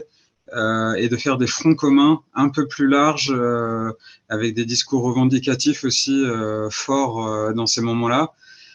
C'est porteur, parce que c'est aussi des rapports de force politiques. D'une façon, la répression, elle est aussi guidée politiquement et elle peut aussi s'inverser si le coup politique devient trop lourd à assumer selon différentes tendances politiques, hein, parce qu'il y a aussi des répressions qui peuvent, ou des insultes ou autres qui peuvent venir de différents bords politiques. Donc ça me semble important. Et puis vraiment, oui, c'est cette idée de jamais laisser les personnes isolées dans une attaque, dans une association, bien s'organiser. En fait, finalement, je pensais on travaille beaucoup sur l'organisation dans nos luttes, sur comment on va s'organiser horizontalement, démocratiquement, les prises de décision. Je pense que faire face à la répression, c'est aussi travailler l'organisation du collectif pour se mettre en capacité, au moment où elle se produit, aussi de s'adapter d'un côté pour y faire face et de l'autre surtout pour pas se laisser paralyser et permettre la poursuite de l'action. Donc en fait, il y a réagir et il y a aussi réagir et poursuivre l'action. Et finalement, c'est là où on est le plus offensif aussi, c'est d'être dans la démonstration qu'on peut poursuivre malgré tout l'action. Et ça, c'est une victoire en soi pour le collectif face à ceux qui vont être dans la répression, quoi. Alors, il y a Marie-Laure qui veut intervenir. Il me semble que tu nous en avais parlé en introduction, Benjamin. Donc, vas-y, Marie-Laure, n'hésite pas. Ouais, bonsoir à tous. Merci pour ce webinaire super intéressant. En fait, Benjamin me demandait d'intervenir sur autre chose, mais j'ai juste envie de donner un exemple sur ce que vous êtes en train de dire sur la défense politique. Nous, en fait, donc moi, je suis l'ancienne responsable des poursuites en justice des multinationales à Sherpa. D'ailleurs, j'ai travaillé avec Anna avec grand plaisir sur le dossier Lafarge et très contente de la revoir ici. En fait, on a été attaqué du coup à plusieurs reprises en justice, notamment par Bolloré. Et je voulais juste citer une action qui, pour moi, a été chouette. Non seulement on a gagné le procès contre les poursuites Bayon de la filiale de Bolloré avec Mediapart, Rue 89, React, mais aussi on a mobilisé en fait 50 orgas et médias pour faire une tribune dans le monde pour montrer que Bolloré attaque tous les 2 mois. En fait, et que le parquet de Nanterre, le parquet où ils sont, ils n'en peuvent plus, en fait. Et du coup, ils n'ont pas pu nous attaquer à nouveau, puisqu'on était 50 à être vraiment regroupés. Avec France Télévisions, qu'ils avaient attaqué aussi, enfin, voilà, je vous passe les détails. Ils avaient donné 1 million. Et aussi, juste vous dire que moi, Vinci, là, m'ont attaqué aussi personnellement, en plus de l'association, et de nous demander 400 000 euros. Donc, j'en ai pour 15 ans de procès, ce qui peut paraître très chiant. Mais en fait, c'est une bonne chose parce qu'on a réussi à obtenir en fait ce qu'on appelle un sursis à statuer, c'est-à-dire qu'en fait, ils ne me jugeront en diffamation que lorsqu'on aura vraiment la fin de l'instruction. Et sur le fond, en fait, j'essaye d'être plus claire. Je les ai attaqués pour le travail forcé au Qatar sur les chantiers de la Coupe du Monde, des migrants en fait qui sont vraiment exploités sur leur chantier. Et en fait, ils nous ont attaqués pour ce qu'on a dit dans les médias. Et nous, on a réussi en fait à obtenir ce sursis à statuer pour pas être en fait justement intimidés dans notre action en justice. Et ça, pour moi, ça montre que quand on connaît bien la procédure et qu'on a de bons avocats, en fait, on peut être moins bloqué dans nos actions. Et pour ça, merci Anna avec les collectifs d'avocats. Et je voulais juste aussi repréciser qu'il y a des collectifs d'avocats aussi pro bono. Enfin, on parle toujours des ressources financières à avoir, mais il y a aussi pas mal d'avocats pro bono qui s'y connaissent aussi en la matière. Et enfin, des collectifs. Nous, on est en train de monter une structure qui va essayer d'aider en fait au contentieux stratégique et à la défense. Et il y a aussi, on avait monté, malheureusement, ça n'a pas marché, mais j'aimerais bien que ça se refasse. On ne se taira pas. En fait, un groupe d'assaut qui, justement, avait vocation à se mobiliser à chaque fois, médiatiquement, quand il y avait des actions comme ça en justice, en dénigrement ou en diffamation, parce qu'ils multiplient leurs attaques, leurs stratégies juridiques, eux aussi. Et voilà, et en fait, il y a informer n'est pas un délit. Les journalistes, eux, ils ont un collectif comme ça regroupé où il y a Stop Bolloré aussi, je ne sais pas si vous connaissez. Mais du coup, voilà, moi, je rêve qu'on puisse se reconstruire en fait un collectif comme ça qui non seulement se mobiliserait de façon médiatique, mais aussi pourrait se donner, c'est ce qu'on est en train de faire avec cette structure, vraiment des billes pour se défendre collectivement et de façon politique. Voilà. Pardon, j'étais un peu longue, mais c'était… Voilà. J'en profite, pardon, Marie-Laure, sur ce que tu disais. Tu es aussi une spécialiste un peu du soin militant. Sur les diffamations, quand j'ai une association, si elle est diffamée publiquement sur les réseaux sociaux, dans des journaux, stratégiquement, deux choses à faire. N'hésitez pas à porter plainte, déjà, pour de la diffamation, que ce soit sur les réseaux sociaux ou dans la presse. C'est important. Et de le faire savoir ensuite que vous avez porté plainte, soit vous mettez voilà, des images de la plainte que vous avez déposée, vous l'annoncez sur les réseaux, même entre nous, des fois vous pouvez annoncer que vous allez porter, les politiques le font beaucoup, ils annoncent qu'ils vont porter plainte, finalement ils ne le font pas, mais ça calme tout de suite le jeu d'entrée, on va dire. Si vous le faites vraiment, il faut le communiquer vers la presse. Si vous êtes diffamé par la presse aussi, vous avez le droit, ce qu'on appelle en droit de la presse, c'est le droit de réponse. Le journal a l'obligation de vous donner la parole pour répondre sur un équivalent de taille à des propos qui vous auraient été insultants. Ça n'a pas besoin d'être jugé par un juge en diffamation ou autre, c'est automatique, c'est obligatoire. Donc voilà, n'hésitez pas à le faire. Nous récemment, c'était Valeurs Actuelles qui a fait un article totalement bidon sur Utopia 56. Avec leur avocat, ils ont obtenu un droit de réponse qui faisait que toute la réponse intégrale de l'avocat d'Utopia a été obligée d'être collée en dessous et à la suite de l'article, ce qui ne fera pas changer les lecteurs de Valeurs Actuelles sur ce que peut faire Utopia, mais ça casse ça casserait quand des personnes vont faire des recherches sur l'association en ligne. Bon, on va trouver cet article-là et qui découvre l'association. Au moins, on a une réponse tout de suite immédiate qui montre que l'article était du bullshit, quoi. Donc voilà. Et sur le cyberharcèlement, je vais partager avec vous, beaucoup de militants individuellement aussi peuvent être victimes de cyberharcèlement sur les réseaux sociaux. Un guide pratique aussi sur comment faire face à ce cyberharcèlement. On le voit à fond en ce moment là avec la fachosphère. Donc c'est vraiment une stratégie qui vise à faire taire les militants sur les réseaux, les expulser, les virer Twitter, les décourager. Ça touche beaucoup les femmes militantes derrière voilà, toute la brutalisation et la violence qu'il y a avec des menaces ou autres, et en particulier les militantes féministes. Donc je vous partage ça s'appelle Nos voix, nos combats dans le chat. Oui, cette ressource-là sera mise aussi en ligne avec le webinaire. Je rebondis un peu et puis enfin, on va pouvoir continuer à échanger. Je crois que sur la question du soin militant, notamment, il y a encore peut-être quelque chose à dire, mais il y a une question tout à l'heure qui a été posée dans le chat et enfin, ce que tu viens de dire, Benjamin, m'y a fait penser.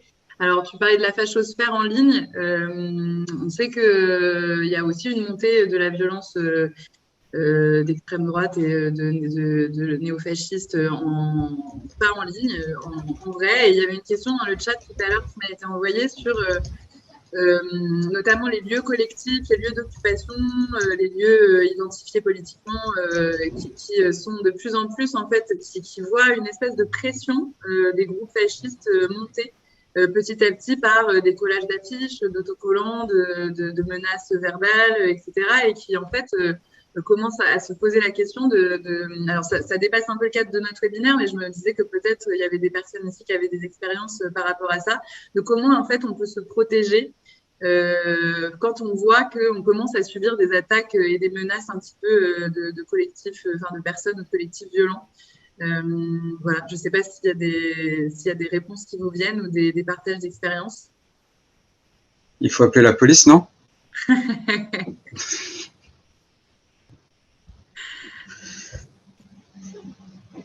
Est-ce que peut-être en termes de défense, enfin, est-ce qu'il y a des personnes ici qui ont fait partie de l'occupation et qui ont déjà subi ça, ou est-ce que en termes de défense juridique, ouais, est-ce qu'il y a des choses qu'on peut faire pour commencer un peu à les mettre à distance, sachant que c'est des personnes qui ne vont pas forcément s'arrêter à ça et qui sont des personnes violentes. Je ne sais pas si, ou sur la question du soin aussi, est-ce qu'il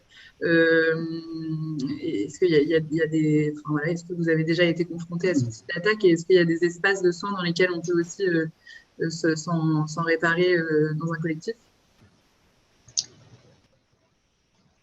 Je sais que Marie-Laure a des choses là-dessus pour répondre. Et Nora, c'est que je voulais souligner, là, il y a la dissolution administrative par Darmanin du groupe antifasciste de Lyon, le GAL, qui est inquiétante, avec une nouvelle loi qui a été passée l'année dernière, sur laquelle nous, les assos, on a pas mal bossé, qui est la loi séparatisme, confortant le respect des principes républicains, qui a élargi les possibilités de dissolution et des associations de fait que sont les collectifs, en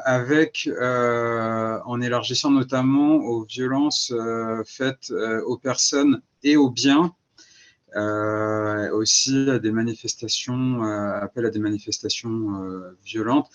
On voit vraiment le danger qu'il y a en fait à aller s'attaquer aussi aux groupes antifascistes qui localement sont aussi des personnes dans les espaces, peuvent être là parmi ces groupes pour pouvoir faire front contre les attaques des milices fascistes. Et derrière, bah voilà, la menace qu'il y a directe de se faire tomber dessus parce qu'il y a donc aussi une importance d'une solidarité avec ces collectifs-là. Il y a eu une expression de tribune avec une quarantaine d'associations qui sont venues soutenir le GAL et leurs avocats qui font un recours devant le Conseil d'État.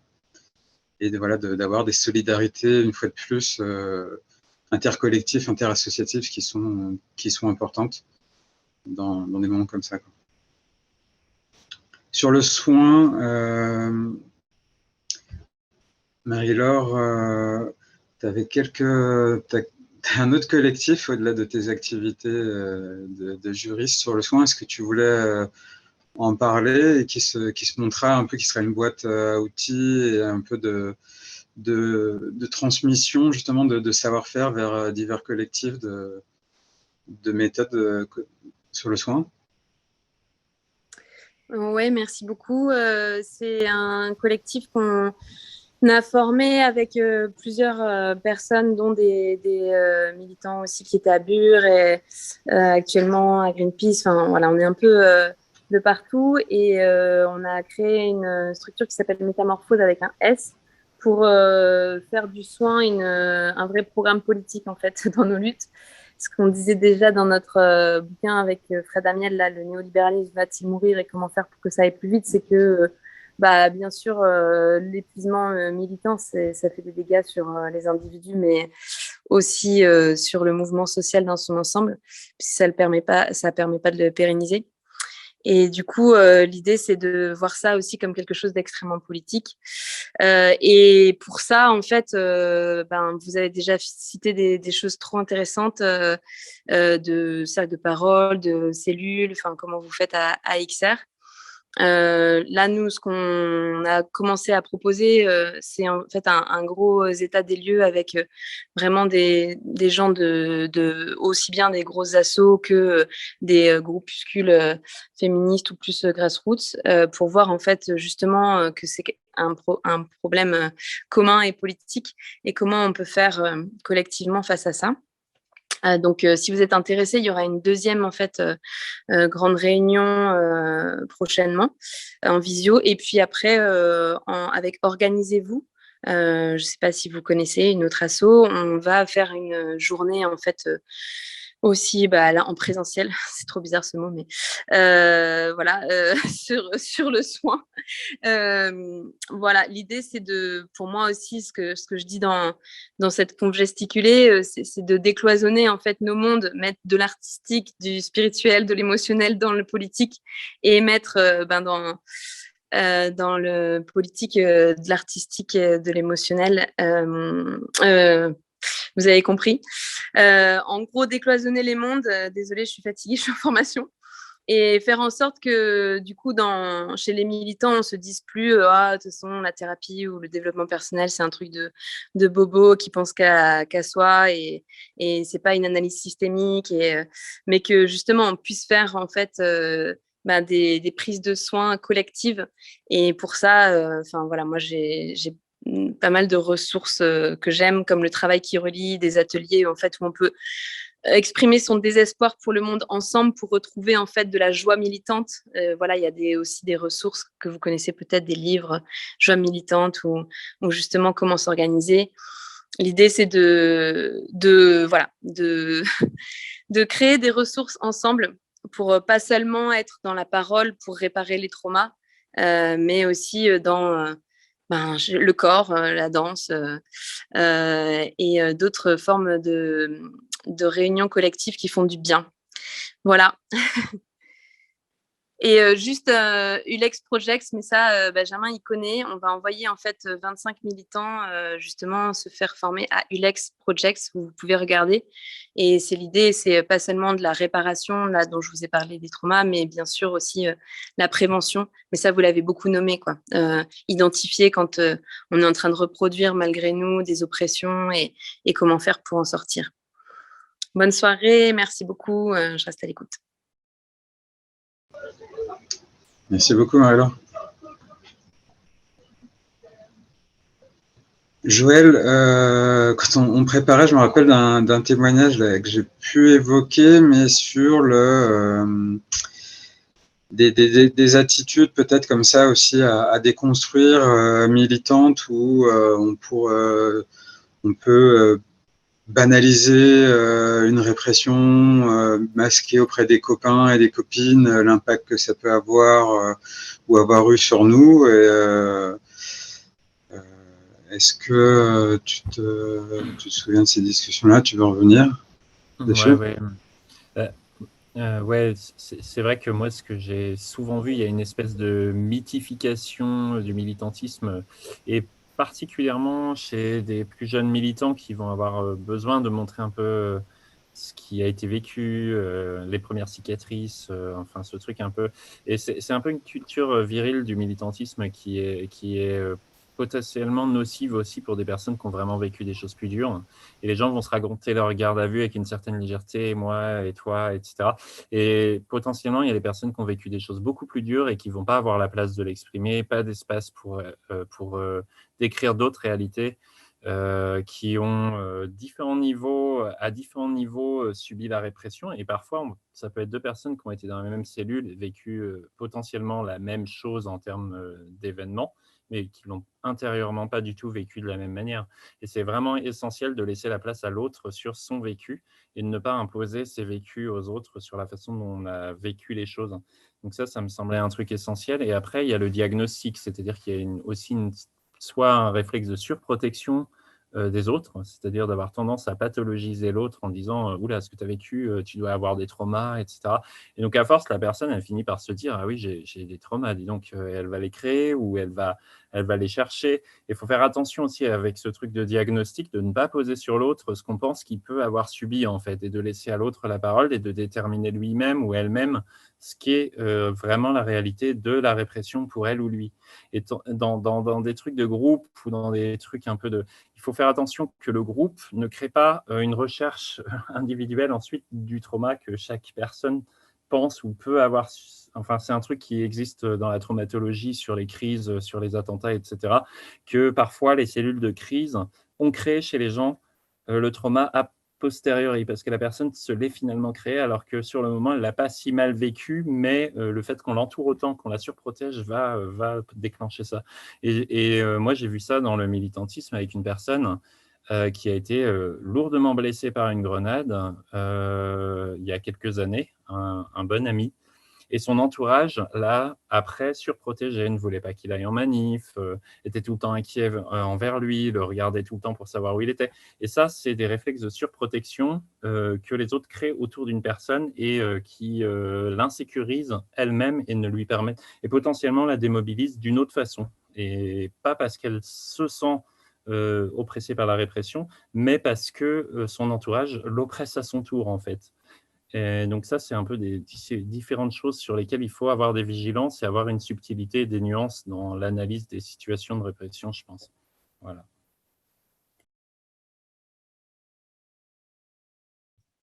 Oui, bien sûr. Bah, oui. Et de pas... Enfin, je trouve que ce qui est super intéressant là, c'est que vous avez à la fois abordé des choses très systémiques et en fait des attaques, des menaces qui sont des actions, enfin, qui font partie d'une répression politique qui est pensée de manière systémique, etc. Mais aussi toute une diversité de situations à la fois individuelles et collectives, en situation d'action, en situation d'association, de collectif et tout. Et on va essayer de vous mettre à disposition des ressources qui correspondent un peu à toutes ces situations-là. Est-ce qu'il y a des points qu'on n'aurait pas abordés, sur lesquels il y avait des personnes présentes qui avaient envie de témoigner, de poser des questions? J'ai pas eu de questions dans le chat, donc peut-être que vous avez été les intervenantes et intervenants très complets. Mais peut-être des réactions aussi là-dessus, sur du vécu. Et s'il n'y en a pas,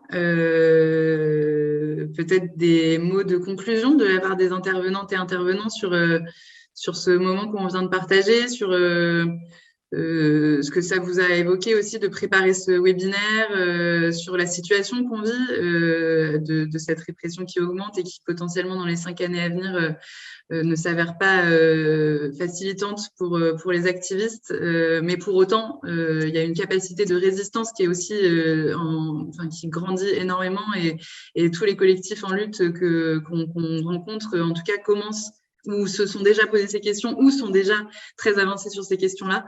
Voilà, j'ai laissé un éventail de pistes de conclusion et vous aviez déjà peut-être préparé des choses. Je ne sais pas qui veut se lancer pour conclure et proposer d'autres pistes éventuellement.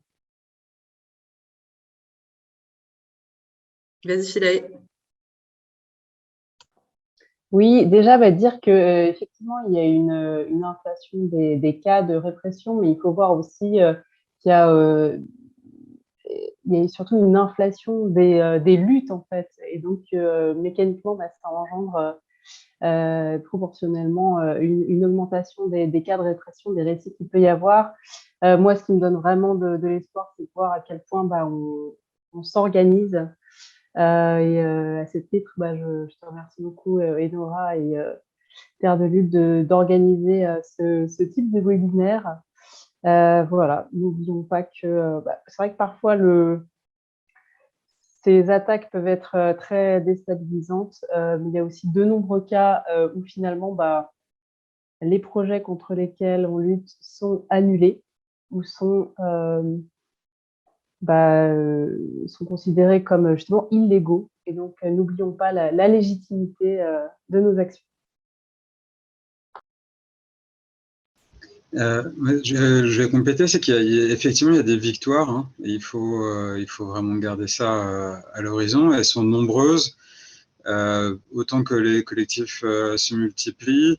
En termes associatifs, nous, l'année dernière, on a pu travailler avec Anticorps, qui se faisait menacer de perdre un agrément qui permet d'attaquer en justice les corrompus, mais il se trouvait qu'il y avait la moitié du gouvernement, bon, un peu moins, qui était poursuivi. Donc, le gouvernement était tenté de leur retirer pour faire tomber les affaires. Ça a été une grosse bataille. Ça a duré 3 mois avant de préparation. Ça a duré pendant plus de 3 mois. Bataille médiatique, bataille de mobilisation de l'opinion. Mais un des résultats, c'est qu'en fait, Anticorps, qui était une petite association, a gagné 5000 adhérents grâce à toute cette période de mobilisation, qui était autant de cotisations supplémentaires pour rendre plus autonome l'association, qui s'en retrouve renforcée, plus connue en notoriété, avec plus de personnes qui veulent les soutenir. Donc, ça a été ça, la victoire aussi de la Fédération nationale Solidarité Femmes, qui gérait le 3919, qui est un numéro d'appel d'urgence, comme je disais, pour les femmes victimes, qui a été créé par les associations féministes, et qui fonctionnait grâce à des subventions. L'État a voulu le privatiser pour le confier à des entreprises, probablement le groupe SOS. La bataille a abouti à ce que le 3919 et la fédération maintiennent le numéro et en plus obtiennent une augmentation de la subvention pour passer aux 24 heures sur 24, 7 jours sur 7, ce qui n'était pas possible avant parce que les subventions étaient trop basses, parce que l'État essayait justement de les asphyxier en mettant des subventions trop basses et en disant « Ah, regardez, c'est mal géré ». Donc, on va le privatiser, ça sera mieux géré par le privé. Et en fin de compte, la bataille aboutit à une augmentation de la subvention, à un meilleur service qui relève du service public derrière. Donc voilà, il y a un jujitsu à avoir, retourner, se servir à chaque fois de ces attaques pour en tirer un parti, pour recruter, pour se financer, pour apprendre des nouvelles méthodes, aller un peu plus loin aussi dans ces méthodes de défense, d'autodéfense, d'organisation. Récemment, j'ai suivi les formations de la Quadrature du Net sur, alors c'est pas la sûreté numérique justement, ils vous apprendront, puisqu'en soi, peut-être qu'elle n'existera pas, mais c'est comment limiter les surfaces d'accroche, comme disait Joël aussi, je te passe la balle, sur connaître aussi son adversaire pour mieux lutter ou le contourner, quoi. Et peut-être aussi, Joël et Anna, si vous avez une analyse, si ça vous dit, un peu en conclusion et tout. Là, on a, notamment avec Benjamin, la petite, on a beaucoup parlé aussi des menaces sur les associations, mais et des pratiques qui évoluent et des forces que trouvent aussi les associations et les collectifs, pardon, c'est ce que disait Philae aussi dans les faits de réagir et de réagir après la répression.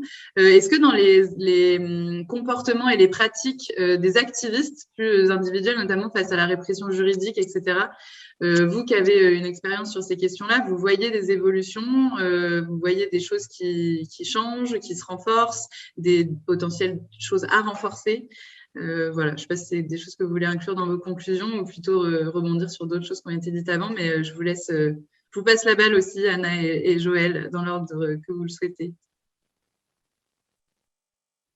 Tu veux répondre, Joël, peut-être à cette question de l'évolution des... Non, je crois que tu me dis d'y aller, Gilles, sur tes lèvres. Ouais, vas-y. Ok. Je pense que je vais rebondir un peu sur ce que j'ai déjà pu dire, mais insister sur l'importance de l'anticipation et de la réflexion sur ce que c'est qu'une défense collective et prendre conscience que c'est vraiment une riposte et un moyen d'efficacité politique au niveau de la défense judiciaire. Donc je pense qu'il y a des... Alors, ce sont des moyens qui existent en effet, comme Joël le rappelait, depuis longtemps. Je pense que ça se ça se propage. Je pense que les principes de défense collective, ils commencent à être entendus, réentendus.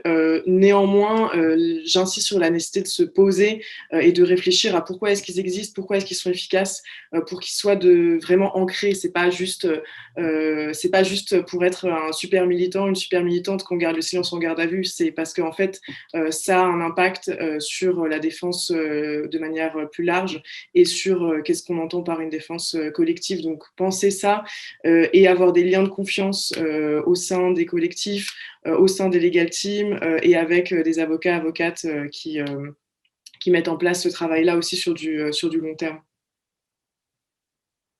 Est-ce que je rebondis, est-ce qu'il y a des moyens, un peu des réseaux qui existent un peu d'avocats quand on est d'avocate, quand on débute une lutte, qu'on rejoint une lutte, qu'on ne sait pas, qu'on ne connaît pas les legal teams autour de chez soi, est-ce que c'est possible de prendre contact justement avec des personnes qui peuvent nous accompagner là-dessus? Oui, j'ai toujours mon micro. Ouais. Oui, j'ai partagé là, parce que vous demandiez des supports, j'ai partagé les supports du réseau d'autodéfense juridique, donc RAJCOL. Sur ce site, il y a aussi les noms et les contacts des différentes legal teams, donc des différents réseaux qui existent sur toute la France. Après, peut-être prendre, lorsqu'il n'en existe pas un précis dans le proche de sa lutte, peut-être prendre contact avec les plus proches pour essayer de mettre ça aussi en place, d'être accompagné par des legal teams qui existent déjà pour fonder des nouvelles legal teams plus locales. Et peut-être, voilà, nous, on est un gros réseau d'avocats, avocates en France et on peut aussi mettre en contact avec des gens sur place ou envisager même parfois de se déplacer. Il y a des avocats, avocates qui vont sur des zones de lutte pour des actions spécifiques. Donc ça existe aussi lorsqu'il n'y a pas de ressources locales. Mais en tout cas, oui, pas hésiter enfin, ce RAJCOL, il y a beaucoup de ressources sur ce site-là, des contacts, pas hésiter à les utiliser. Merci beaucoup pour toutes ces infos. Je le redis, toutes les ressources dont on a parlé, tous les liens qui ont été partagés dans le chat seront associés au webinaire enregistré, enfin à la vidéo du webinaire sur le site de Terre de Lutte et probablement sur les sites des autres organisations qui ont pu participer ou personnes qui ont pu participer à ce webinaire.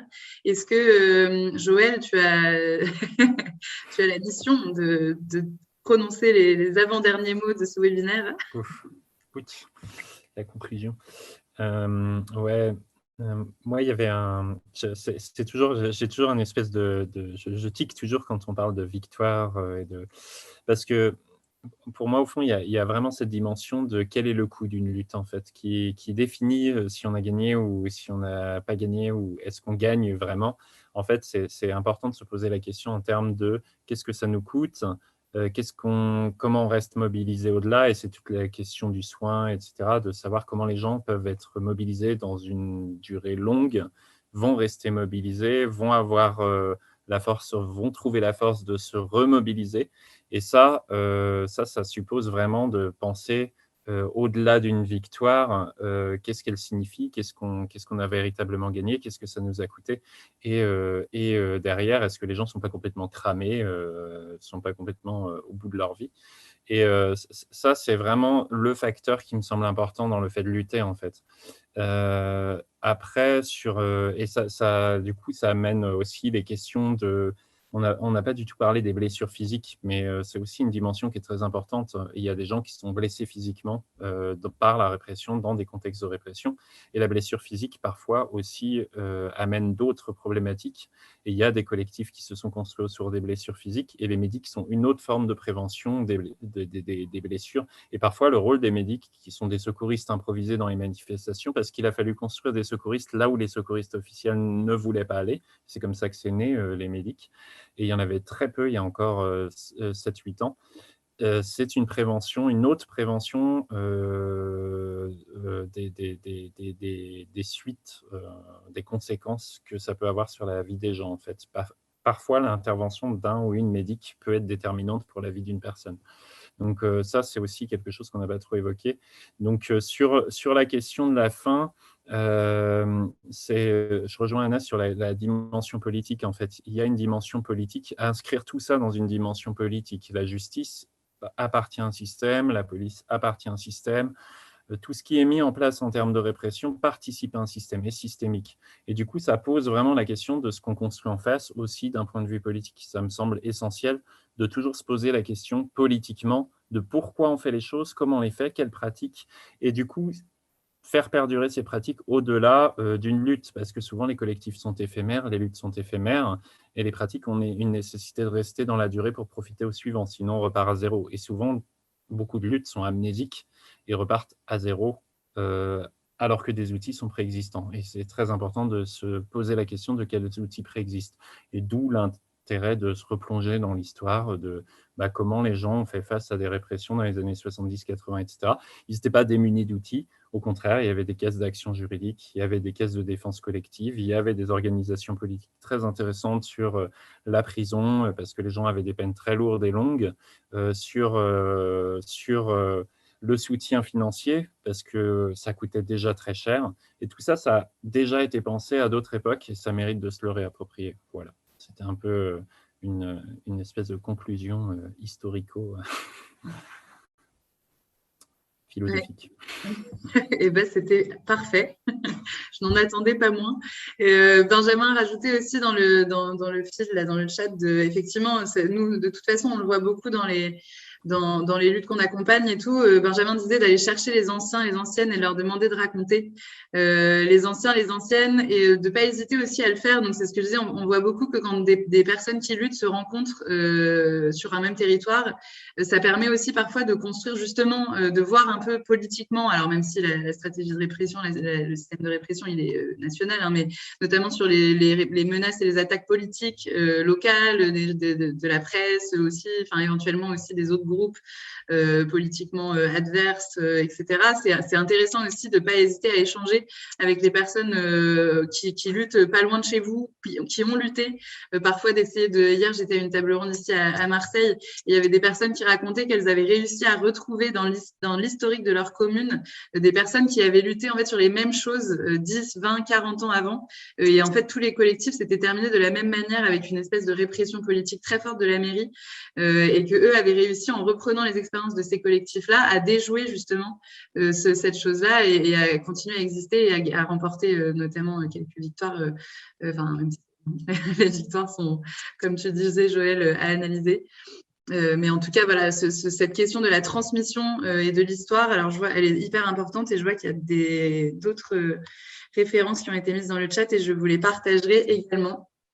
On arrive à la fin de ce webinaire. Merci beaucoup à toutes et tous d'avoir participé. Merci beaucoup pour la qualité des présentations que vous nous avez faites, les intervenantes et intervenants, pour la qualité de la préparation. Comme je l'ai dit en début, ces webinaires, ils sont assez courts. Mais ils sont assez courts. Donc, n'hésitez pas, si vous avez besoin d'aller plus loin, à nous contacter Terre de Lutte, et on pourra vous rediriger aussi pour approfondir et pour être accompagné sur des questions plus spécifiques. On essaiera aussi de mettre toutes les ressources. Et ce webinaire, c'est le deuxième d'une série qui est pensée et qui est construite en interorga avec différentes associations, collectifs, organisations des mouvements sociaux et écolos. Le premier était un peu sur la question des alliés des luttes. Le prochain sera sur la question de l'artificialisation et du plaidoyer politique autour de cette question-là. Ensuite, on en aura un sur la médiatisation en ligne, et on est en train d'en préparer un sur les méthodologies d'organisation collective, notamment l'organizing et d'autres formes. Donc, c'est Organisez-vous, dont on a parlé tout à l'heure, qui sera là pour ça. Donc, n'hésitez pas à suivre un peu cette série de webinaires et à nous contacter si vous avez besoin d'accompagnement plus spécifique, ou de contacter les intervenants et intervenantes qui étaient présents ce soir, si vous avez des questions plus privées à leur poser, plus approfondies. Merci beaucoup, et on vous libère pour ce soir.